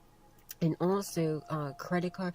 They're also getting like caught up for schemes and scams and all types of illegal stuff. All right, and I'm not sure yet if it's going to be like a fight that breaks out after your ex got a reading done and found out from a divine reader and found out the truth that they're working against them and they're the problem and not you, and finding out all this stuff and finding out that you're the divine being and you have all this stuff coming in for you and everything's backfiring on them because you're innocent and you're divine, right? So, and they're the one that's the problem is the ex, not you. I mean, the person that they're with, you know what I mean, and not you. And I don't know if like the fight's gonna break out and then the cops are gonna be called, and when the cops get there, like it's gonna open up a can of worms. They're gonna find illegal rugs around, you know what I mean, and then going into their device, also finding out about illegal sex accounts that they did, and also like there's just so much stuff that's on piling. And now I'm not sure if it's that or if it's the person that your ex is with is secretly setting them up, okay, working with the cops against them because they want to get rid of them because they secretly hate them, and the person's a Jezebel spirit and all they care about is like sex money and what they can get, you know what I mean, and they secretly don't want to even be with your ex. They're using them and abusing them, and like they're just gonna plan on getting rid of them, confirmation, getting rid of them and taking over their business and like having their money and everything else, right? And yeah, something wild like that's going on. It's crazy. But when they got a reading, they found out you have all these divine opportunities, all this amazing stuff's coming in, and it's too late. Dude, there's just so much stuff going on in this reading. I highly recommend you watch this reading. If you look underneath my name where that side arrow is, click on that title and it'll take you to the full reading. Please like, comment, share, and subscribe. Type karma in the comments. Hello, collective. Alright, so there is just so much stuff going on in this reading. It's absolutely insane. Okay, so you have an ex-lover that's been constantly doing love spells and sending you Jezebel spirits that are returning to them, doing the most, okay? But they got readings done, and they're finding out that you're the divine being, they're the karmic, the person they're with is their biggest enemy and is lying about you and setting them, doing the most, okay? It was secretly against them this whole time. Hey man, I don't know who need to hear this, but you really was a hidden gem. You really was a hidden gem, man. Because you literally kept love and light in your heart, man. You still out here trying to help people. You was still out here trying to help people and do everything you really could possibly do to help people out here, man. And that's why you really was a hidden gem. And God had you waiting. He hid you for a reason. For these times right now that we in, bro. I don't know who I'm talking to right now, man. I don't know who on the other side of this camera right now, man. But you really a hidden gem. That's why you probably had it hard in your life and just things never really went your way because you was getting prepared to really get ready to really win. I'm telling you, man. So you gotta keep shining, stand on business, and don't let nothing stop you because you really a hidden gem. Hey, man. Do you know why wise people always say to live life like a wolf? First, wolves never perform in a circus. Unlike other animals, wolves don't mate with their mothers or sisters. In the event of a spouse's death, the remaining spouse mourns for no less than 3 months and may last for an entire year. There is a special wolf that is called the righteous son, because it is the only animal that honors its parents when they reach old age and can't keep up with the pack for hunting. The parents remain in the den, while the younger wolves hunt for them and bring them food. As humans, we have a lot to learn from wolves. So if you aren't following the Vozen project, then you'll probably never see us again. If you are, congrats. You're growing. Do you know why wise people always say to... Your aura responds to the smallest things, not these big, elaborate rituals. It's the micro moments where your body remembers it's safe, it's clear, it's connected again. So these tiny practices recalibrate your field in seconds with no effort, no overthinking, just energy meeting intention. First is cold water on your wrists. A quick splash is an instant nervous system drop-in. It tells your field, we're here, we're present, we're okay. It snaps you out of spirals and brings your energy back into your body. Next, change your pillowcase. Your pillow holds your thoughts, your dreams, your late night processing. When you switch it out, it feels like clearing a doorway in your mind, especially if you've had heavy thoughts before you go to sleep. You sleep in a new frequency, you wake up lighter. A gentle mist of sage, rosewater, or salt spray. We're not masking anything by spraying, we're lifting it. One soft mist and your aura expands again. Even the air will feel new. Lastly, bare feet to the floor. It's the first thing I do in the morning. Touch the ground for 10 seconds. Let the earth take whatever your body is tired of holding. Feel the quiet return. Feel your edges soften. Feel your... How are you so successful? How are you so positive? How are you doing all of this? There has to be something that you're not telling me. There has to be something going on behind closed doors that nobody else knows about. This person, whether it be a family or a friend, they thought that you were fake. They thought that you're putting on an image publicly for people to see. Their intentions the entire time was to figure out your secret. But there was no secret. Your behind closed doors is a reflection of who you are in front of others. But because of their own insecurities, their own intentions, they were trying to find negative information about you. God wasn't specific on why they wanted this negative information about you, but based on your specific situation, you will know.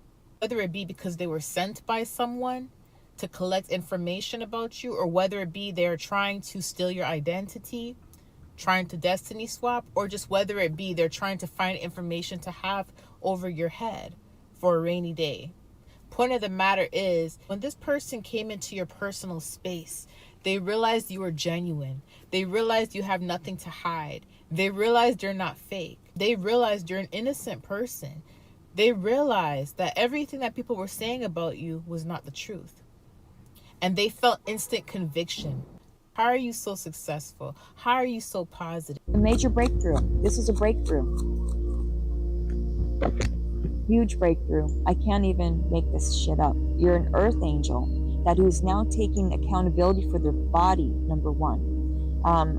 Body, mind, and soul, though, is what I'm feeling. All of it. There's something about an earth angel feeling more at home now, more at home in your body, more at home in this realm, more understanding about what's going on with you. Also, this could be an earth angel moving homes, okay? Maybe there's somebody in your home that is really affecting your thoughts, and spirit and the angels are saying, you are part of the family of light. You are part or connected to Mother Mary, and they're stepping in. A major breakthrough. This is a breakthrough. Huge breakthrough. I can't even make this. They told you wealth requires endless struggle. And what if I tell you that true financial breakthroughs happen effortlessly when you align your mind with possibility? And I will reveal how this hidden power is already within you, waiting to be awakened. I will reveal how belief can rewrite reality itself. And I will reveal the secret that those who master this art move mountains without ever leaving their minds. This is where it begins, as you notice that your thoughts are the blueprint for every opportunity you attract. This is how it unfolds, showing that imagination and feeling, not frantic effort, create the richest results. This is where clarity breaks through, helping you see that wealth follows energy, not hours of toil. This is why your emotions are more powerful than any strategy you attempt. This is where the turning point emerges, as gratitude and confidence and wealth follows energy, not hours of toil. This is why your emotions are more powerful than any strategy you attempt. This is where the turning point emerges, as gratitude and confidence amplify every step you take. This is how focus transforms ordinary moments into invisible momentum toward abundance. This is where inspired action flows naturally, with no resistance or strain. This is the revelation that timing aligns with intention, producing breakthroughs without struggle. This is how resilience allows obstacles to become accelerators rather than barriers. This is where networks and influence amplify opportunities quietly but powerfully. This is why your environment matters, as subtle shifts in space and relationships magnify results. This is where intuition becomes your compass, guiding you to the right choices effortlessly. This is how consistency compounds, transforming small actions into monumental breakthroughs. This is where alignment turns thought, feeling, and action into a unified force. This is why imagination, clarity, and expectation create a magnetic field that draws opportunity naturally. This is where focus removes friction, allowing financial breakthroughs to arrive with ease. This is how belief shapes reality, turning the invisible into tangible success. This is where gratitude fuels momentum, multiplying every small win. This is why mastery of your inner state is the ultimate shortcut to wealth. This is where effortless breakthroughs feel inevitable, continuous, and real. Can you imagine a life where every financial decision flows from inspired alignment rather than struggle, and every opportunity seems to appear just when you need it most? This is where it begins, as you notice the quiet power of your inner world shaping every external outcome. This is how it unfolds, revealing that abundance is drawn to the state of your consciousness, not your bank account. This is where clarity sharpens, allowing you to see potential everywhere and transform it into results. This is why emotional mastery, focus, and vision combine to create unstoppable momentum. This is where leverage multiplies your efforts. They told you. Listen up, if you're watching this video after the November 11th portal, then this video was meant to find you. I've manifested that this video only find the people who are ready and willing to hear this message, because it is going to blow your mind. We just crossed the most powerful portal of 2025, and no one is the same person that they were before, so listen up to this message. The 1111 energy is so miraculous, and you can tap into this energy whenever you want. So go ahead, tap into this right now. Comment 1111 in the comment. Because even though the 1111 portal is closed, you could tap into this energy 2 times a day at 11:11 a.m. and 11:11 p.m. This is wish fulfillment energy. This is miracle energy. So you could use it to manifest anything you want, anything, whether it's true love, you're meeting your soulmate, financial prosperity, winning the lottery, whatever you want, it is yours, especially if you utilize the energy of 1111. I don't care if it looks like it. From this moment on, things are going to shift in your favor. You are going to experience miraculous events, supernatural provision. You are entering your most lucky and abundant era of your entire life. This is where everything works out in your favor, where everything that you want to achieve comes into your life easily and instantaneously. I want you to harness this energy, so I made the perfect ritual just for the occasion. I made the 1111 Instant Miracle Manifestation Ritual. It is available at the link in my bio. I made this ritual just for the occasion, and within minutes of it going live, it had so many signups. And the day of, I got hundreds of people who bought this ritual and loved it. They felt so amazing after, so this ritual can be done every day, so don't miss out. Make your wish, put your dreams out there, because they could be yours if you harness this energy. So go ahead now, don't miss out, especially while we are still close to the actual November 11th portal. Now send this to your friends to spread the blessings. Let them know that this is so profound. The chosen ones were sent into families that never understood them, didn't honor them, didn't deserve them. They were born to mothers who were broken, cold fathers, siblings who were bullies, uncles who crossed lines, aunts who whispered lies, cousins who joined in the mockery. And worse, they had flying monkeys, family members who enabled the abusers, gaslit, triangulated, and kept the cycle spinning. But what happens when your elders are the very source of your trauma? The chosen ones didn't just survive pain, they were assigned pain. They were placed in toxic environments so they could break the chains and rebuild the bloodline from the inside out.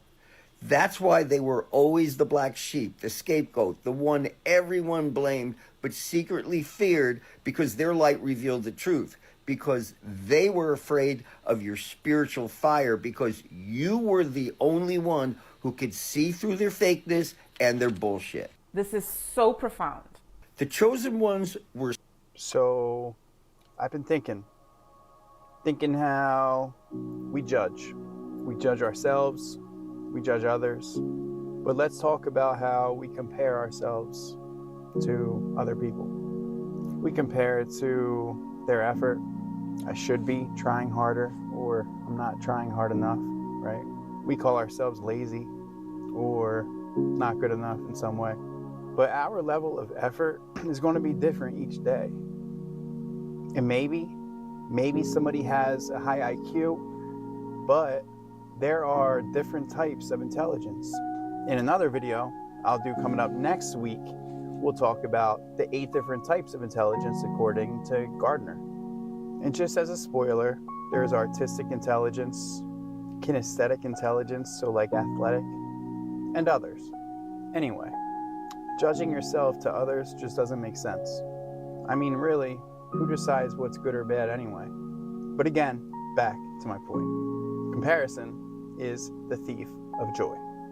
When you start comparing yourself to others or expect yourself to do what they did, you end up disappointed.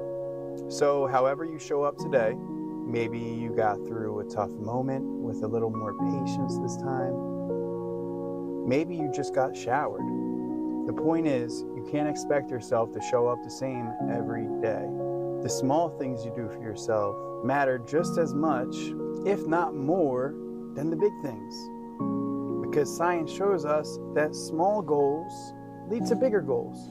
But again, I digress. If today felt ordinary or imperfect in some way, that's okay. You still showed up, and that matters. So, I've been thinking.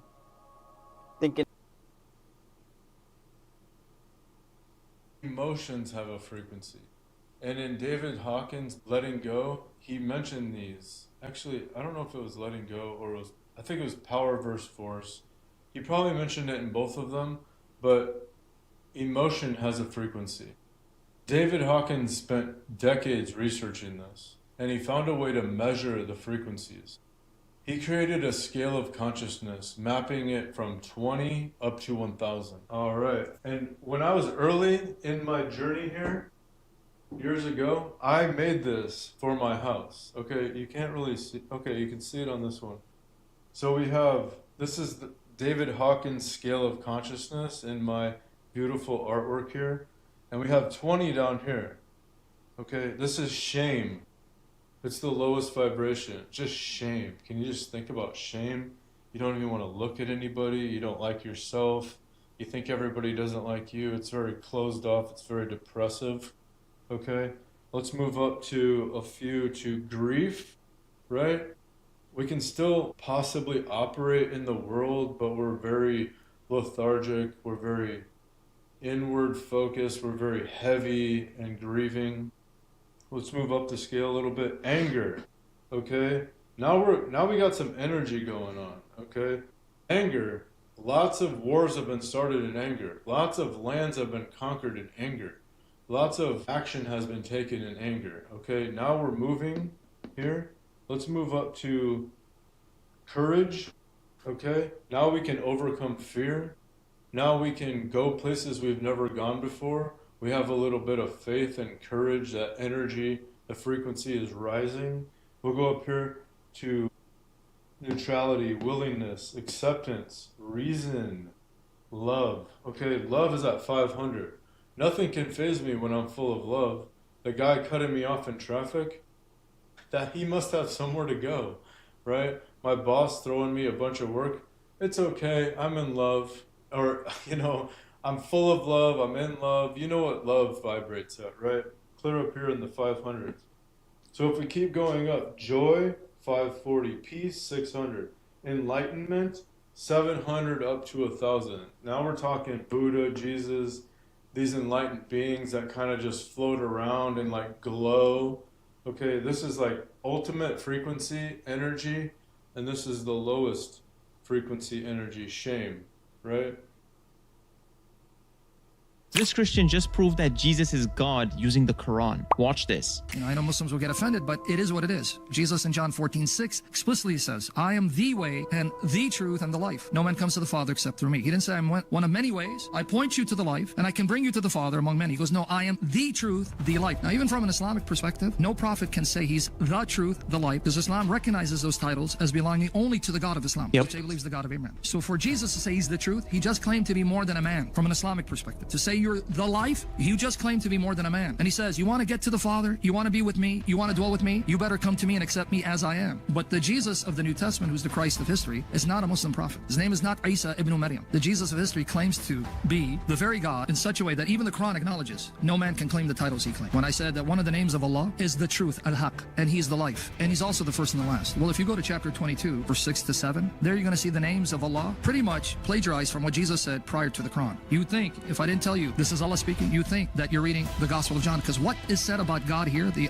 Allah of Islam, is exactly parroted from what Jesus says in the Gospel of John, which comes 600 years earlier. Here you'll see it. So chapter 22, verse 6 to 7 says, that is because Allah is the truth, al-haq, that's one of the names of Allah, and because he gives life to the dead, and because he is over all things competent. Now here's an interesting part in verse 7, and that the hour is coming, no doubt about it, that Allah will resurrect those in the grave. See, only Allah gives life and resurrects the dead, and he's the truth. Well, if I go to the Gospel of John chapter 5, Jesus said all those things, but he applied it to himself. If you open up John chapter 5, now watch Jesus say what the Quran says of Allah, but he says it 600 years before Muhammad showed up. So who's plagiarizing whom? It's not Jesus plagiarizing Allah. For just as the Father raises the dead and gives them life, even so the Son gives life to whom he is pleased to give it. So Father and Son both give life. But in 25, verily, truly I tell you. Now this translation, NIV, says a time. The literal translation is, an hour is coming and has now come when the dead will hear the voice of the Son of God, not Allah. Because the Quran says, the hour is coming, have no doubt about it, well, Allah will raise them from their graves. But who does that according to our Bible? Do not be amazed at this, for a time is coming when all who are in their graves will hear his voice and come out. Whose voice? The Son of God. So if I were to compare what Jesus says of himself with what is said about Allah, clearly Jesus claimed to be God, because the things Jesus says is ascribed to the Islamic deity, not to a prophet. So a prophet cannot speak this way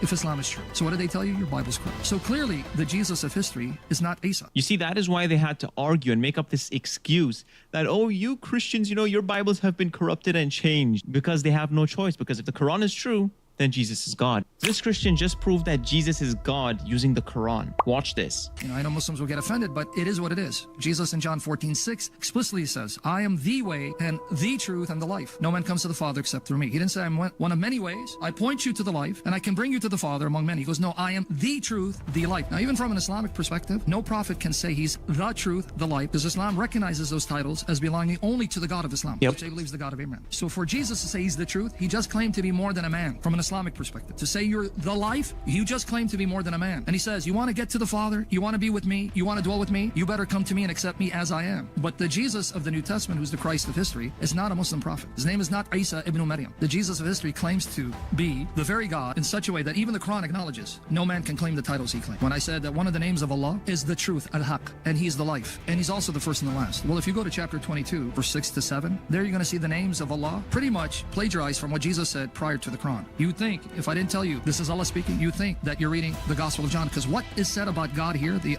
Allah of Islam, is exactly parroted from what Jesus says in the Gospel of John, which comes 600 years earlier. Here you'll see it. So chapter 22, verse 6 to 7 says, that is because Allah... They say if you stare at your face in a mirror long enough, you'll watch it morph into your past lives. And that's lesson 47 in the Mail Order Mystery School with over 500,000 members. Now, AMORC, also known as the Ancient Mystical Order of Rosicrucis, teaches that you are not just a physical body. You have 4 distinct aspects. Your physical... This is so beautiful. Here's your next passage. Blessed be the God and Father of our Lord Jesus Christ. Anand. 1 Peter 1, 3-5. That's right. Please recite it. 1 Peter 1, 3-5.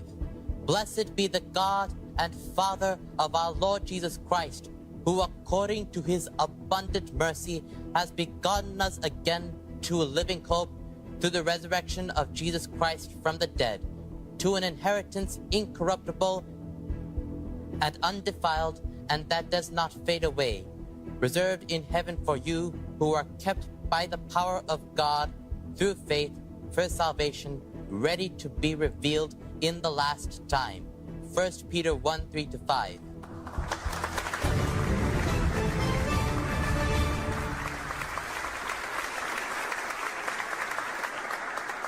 I heard that you felt that your mission field eventually will be among the intellectual. Okay, somebody here is really scared. Really scared. Really scared. Because they are figuring out that you're so awesome. Like, you're so awesome.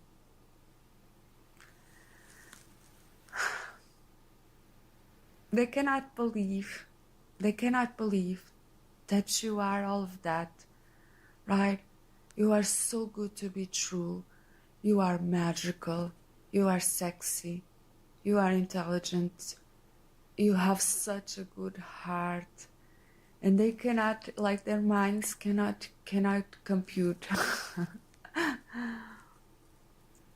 with who you are, okay? So I feel like they're gonna take the next year, the next 2 years, the next 3 years, just to try to integrate in their minds everything that you are, okay? So you may be feeling their energy at this time. You may be feeling like that they want to be with you, but they are so freaking scared of you, so freaking scared, because you are like the dream, you are the gift, you are the everything, okay? And they love you so, so, so much, but they kind of have to hide. It's too much. You're too much in the best way. So if you know who you are, please give me a like, a comment, subscribe to my channel. Thank you for supporting this channel in all ways, and I love you. I'll see you soon. Bye. Silence teaches people how to treat you. When you stop responding to disrespect, people are forced to face the truth of their own behavior. Silence is not just a reaction, it is a message. When someone talks to you with attitude and you do not match it, they realize they crossed a line. When someone disrespects you and you do not argue or chase them, they understand you are done entertaining it. Silence is a standard. Silence is a lesson. Silence teaches them that if they want access to you, they must come correct. Most individuals only change when they lose access. When you pull back your words, your attention, your time, and your presence, they start to notice what they took for granted.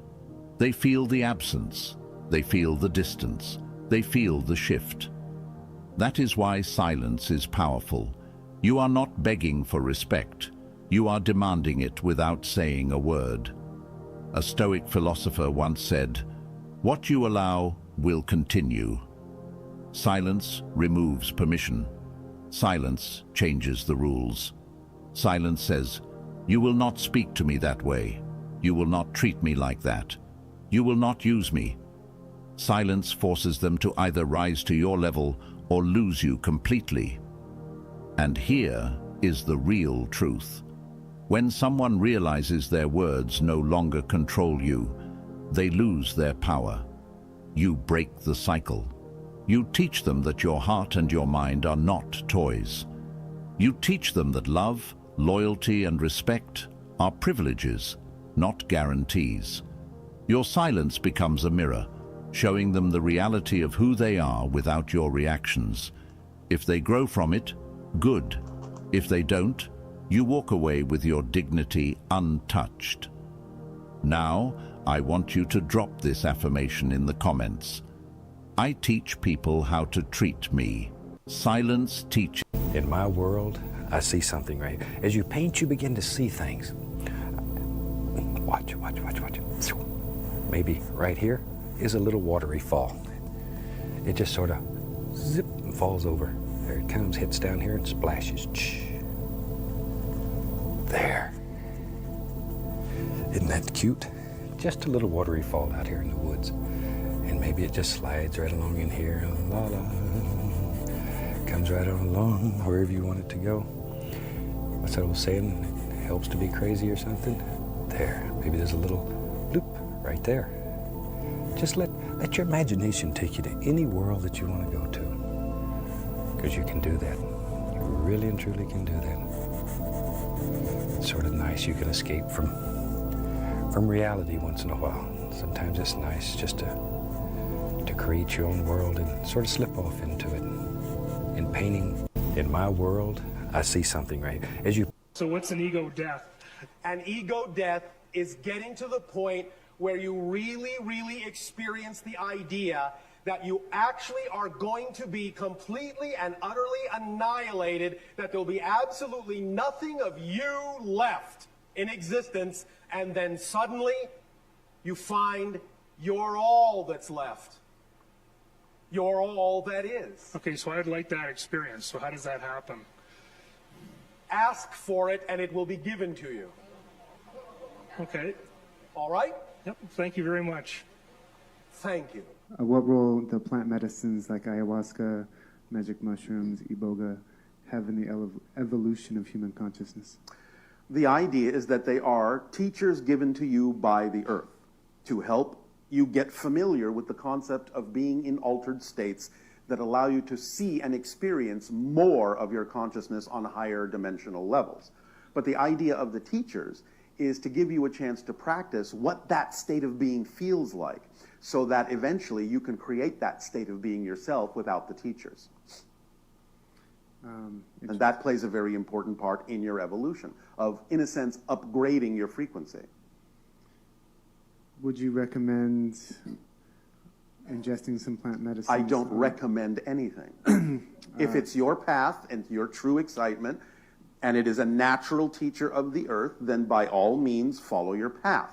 But the idea, again, is to pay attention to the moment when the teacher is letting you know that you don't necessarily need the teacher anymore. Now, the idea of creating the state on your own, which you're doing in a sense anyway, is that if you go beyond that and believe that you still need the teacher, then the teacher has become a crutch, and then you start devolving instead of evolving. But the idea is that when you create the vibration yourself, it may not necessarily feel the same way that it did when you actually were utilizing the teacher itself, the plant medicine itself. But that doesn't matter, because you will be different, and therefore the state of being will feel different. And it will be for the purpose that you are applying it, so the situation will make a difference as well as to how you feel that vibration. So what's an ego death?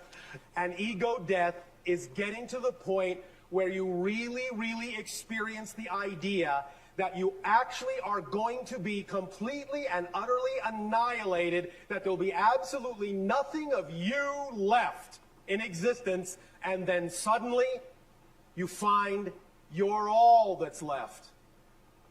You're all that is. Okay, so I'd like that experience. So how does that happen? You never!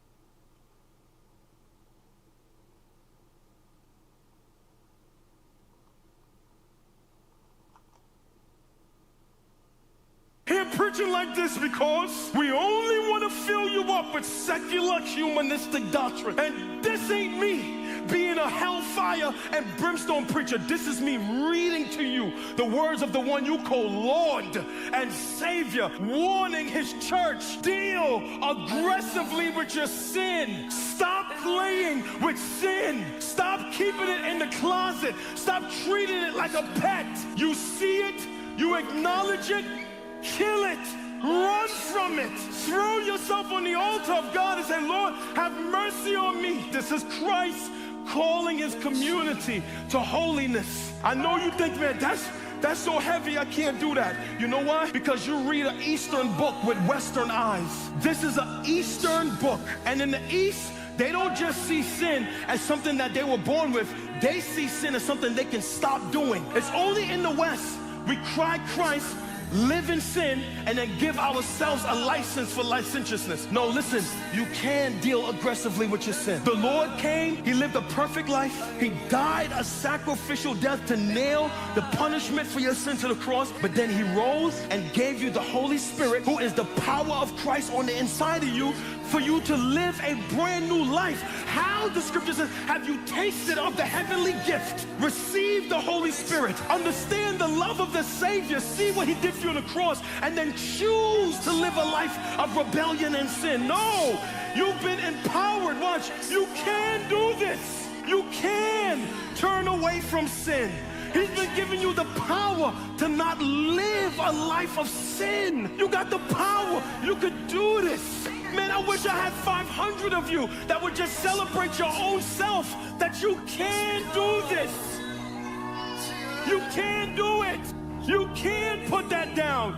You can stop watching that. You can stop feeling that. You can ring it out. He gave you the power to not live a life of unrepentant sin. He gave you the power to do it. If the people of God won't take the words of their Savior serious, what credibility do we have to the world, man? I'm talking to you, man. You are a holy people, a royal people, consecrated, separated from the world, man. If you look just like the people who are against them, man, what message do we have? He would not tell you to do something that he did not empower. I feel like you finally found your home. It's like you were picking up on the energies of several people, right? And they were kind of all scattered around, right? Or so you thought. Like Spirit is showing you at this time that there are higher forces at play here, right? Somehow, all of those people that you thought they didn't meet each other, that you didn't know about each other, right? They are all connected. And this is so beautiful. I'm not gonna cry, but this is so beautiful because you thought that you were just witnessing several different types of energies of you, several parts of your life or several timelines of your life, right? You thought you were the connector of them all, right? But now you're seeing that they are actually connecting with each other. I know this message is not going to resonate with everyone. It's the most beautiful thing to see. It's not just within you, it's outside. Your home, your community, your friends, your soul family is also connected. We are living together, we are growing together, we are learning together, that we are all connected. Obviously, right? But in a deep, personal, grounded way. And it's beautiful. If you are receiving this energy, if you want to claim it for yourself, okay? Put a like, give me a comment, subscribe to my channel. I love so much. When this 18-year-old defendant viciously attacked a 14-year-old and flaunted it on TikTok, she learned the hard way as the judge wasn't letting her off scot-free. Ms. Jones, it's my understanding that the agreement today is that you will plead no contest to assault and/or assault and battery. That is a 93-day misdemeanor and/or a fine of $500, and consecutive sentencing may be imposed if the offense happened in a place of confinement. Now, along with that, there's what's called a Killebrew agreement, and what that is the prosecution and your attorney and you have reached an agreement that you'll be placed on a delay of sentence. And if you're successful with that delay of sentence, the case would be dismissed. Success means that you complete all the programming that your probation officer requests that you do, and you not have any violations. Do you understand that? Yes. March 31st, 2025, here in the city of Cadillac of Wexford County, how do you plead to committing the offense of assault and/or assault and battery? No contest. As does the court. I find the plea is knowing, voluntary, and accurate. As such, Ms. Jones, I find you guilty of assault and/or assault and battery. In particular, on March 31st, 2025, there is a video that shows Ms. Jones hitting, kicking, kneeing as the victim is lying in a fetal position. The victim is a 14-year-old middle schooler. The victim reported that she had no injuries. It is alleged in the police report that Ms. Jones posted another video on TikTok captioned round 2, and this appeared to be all over some things that were said about another's deceased mother. Mr. Hartel, any allocution? Anytime it's no contest, especially for civil liability, I'm cautious to overly allocute for obvious reasons. But what I will say is my client has, to my knowledge, done well on bond. She does have strong ties to the community. I don't doubt she'll do well on probation. She's highly motivated to do well and receive the benefit of the delay. I'm going to be very honest with everybody. I don't plan on following this Killebrew agreement. She's an 18-year-old who literally kicked and beat a 14-year-old in a fetal position on the ground because of something that was said about somebody else's deceased mother, and then had the gall to post another video of it on TikTok. That's not somebody who's making a mistake. A delay of sentence is to allow the court to determine whether or not the person will be successful on a term of delay in sentence, and hopefully follow through with the plans. From what I've seen from Ms. Jones, this is not a one-time mistake. Ms. Jones has been in and out of this, whether it's this court or the probate court, or somehow tied with other events. What I'm going to do is I'm going to set this over for sentencing. As I sit here today with the information I have, I cannot in good conscience let this just get, for all intent and purposes, swept under the rug. When this 18-year-old defendant viciously attacked a 14 Did this pastor really just prove the flood? Watch this. Do you know the world right now is scarred with the evidence of a global flood? You know about the Marianas Trench and all these deep water trenches where we can't. How you think they got there? The scripture says the fountains of the deep burst open, leaving all around the planet massive cracks in the floor. Scientists have found plankton at the top of mountains, an organism that only grows underwater. When the scripture says the waters rose above the highest mountain. Come on, man. Y'all playing around. The scripture says that ship came to rest on the mountains of Ararat in the Middle East. The bottom of that ship has been found in the 1940s by a pilot flying over the mountains. They have found petrified wood, petrified iron, and an anchor stone with the names of 8 people on it. There is a town near that mountain that was named after Noah. The Lord said that there was a firmament, a ground between the waters above and the waters beneath. There was a layer of water that wrapped the whole world. Where you think all that rain came from to fill the earth above the highest mountain? That water probably protected people from aging too fast. That's why they lived for 400, 500, 600, 800 years. And after the flood, you see the lifespan of man going all the way down. Dealing with that hot sun with no water. Did this pastor really just prove the flood? Watch this. Do you know the world right now is scarred with the evidence of a global flood? You know about the Marianas Trench and all these deep water trenches. You look at your bank account and you say, I am poor. You look at your bills and you say, I am in debt. And the world, which is nothing more than your faithful mirror, hears your decree and echoes it back to you. You are poor. You are in debt. You are trapped in a feedback loop. You are imprisoned by your own reflection. You are bowing down to the evidence of your senses, treating the effect as if it were the cause. You have been trained since birth to trust what your eyes see and what your ears hear. You have been taught that seeing is believing. This is the great deception. Tonight, I tell you the truth. Believing is seeing. Your senses are not creative. They are reporters, and they're very slow reporters.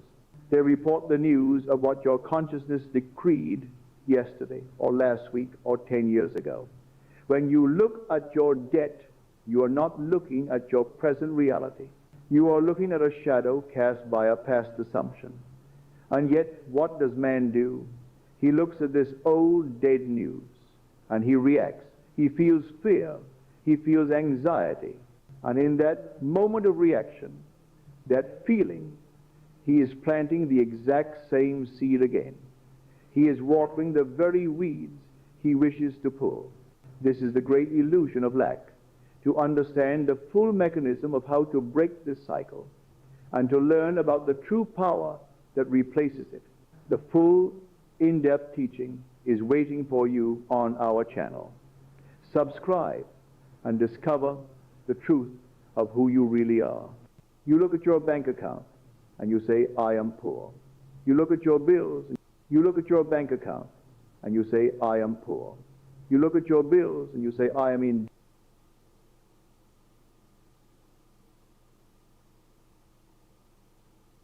You look at your bank account.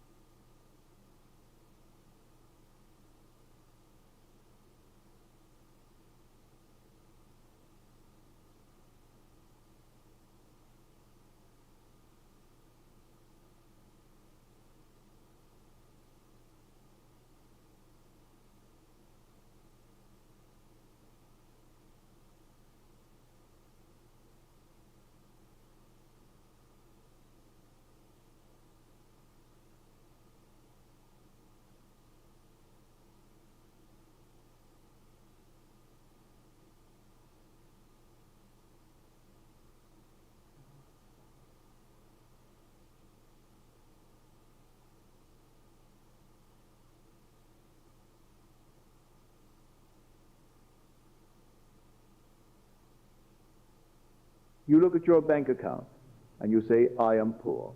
You look at your bills and you look at your bank account and you say, I am. You look at your bank account and you say, I.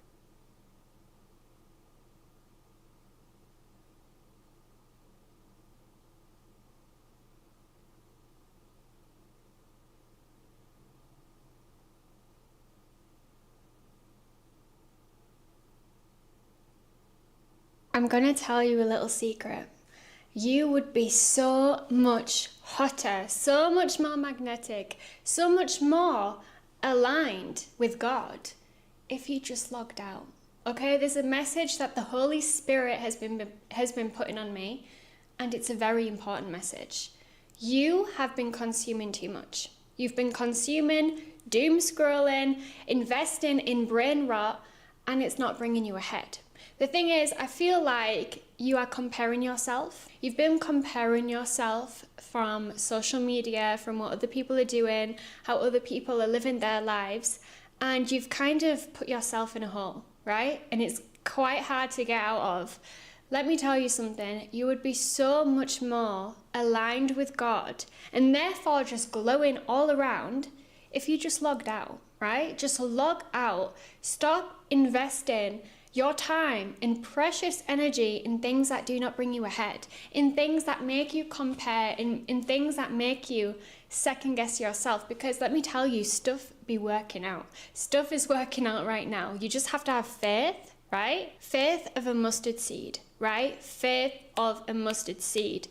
Also, what I want to say is logging out of whatever you have been investing too much time and energy in, whether that's a social media platform, whether that's Netflix, whether that's like you need to log out of certain connections in your life or certain situations. I encourage you, when you log out, you need to start focusing your energy and your time on building a relationship with God, in reading the Word, in talking to Him in your everyday life. That's my secret. I stay winning because I talk to God and I go to God over everything, right? I just like have a deep relationship with Him, and I'm able to discern what he's telling me to do. So that's my little secret. If you want to start winning, if you want to start glowing and shining and achieving your goals, you've got to unsubscribe, log out of the things that are not worth your energy. And what I want to say as well, reading the word, you need to start your day every single day with Psalm 23 and then end your day with Psalm 20 and 91. Then you can watch how God shifts your life. Because the message here as a collective is like we've got to kind of tone down the noise, mute the noise, because the world is 91. Then you can watch 3 and then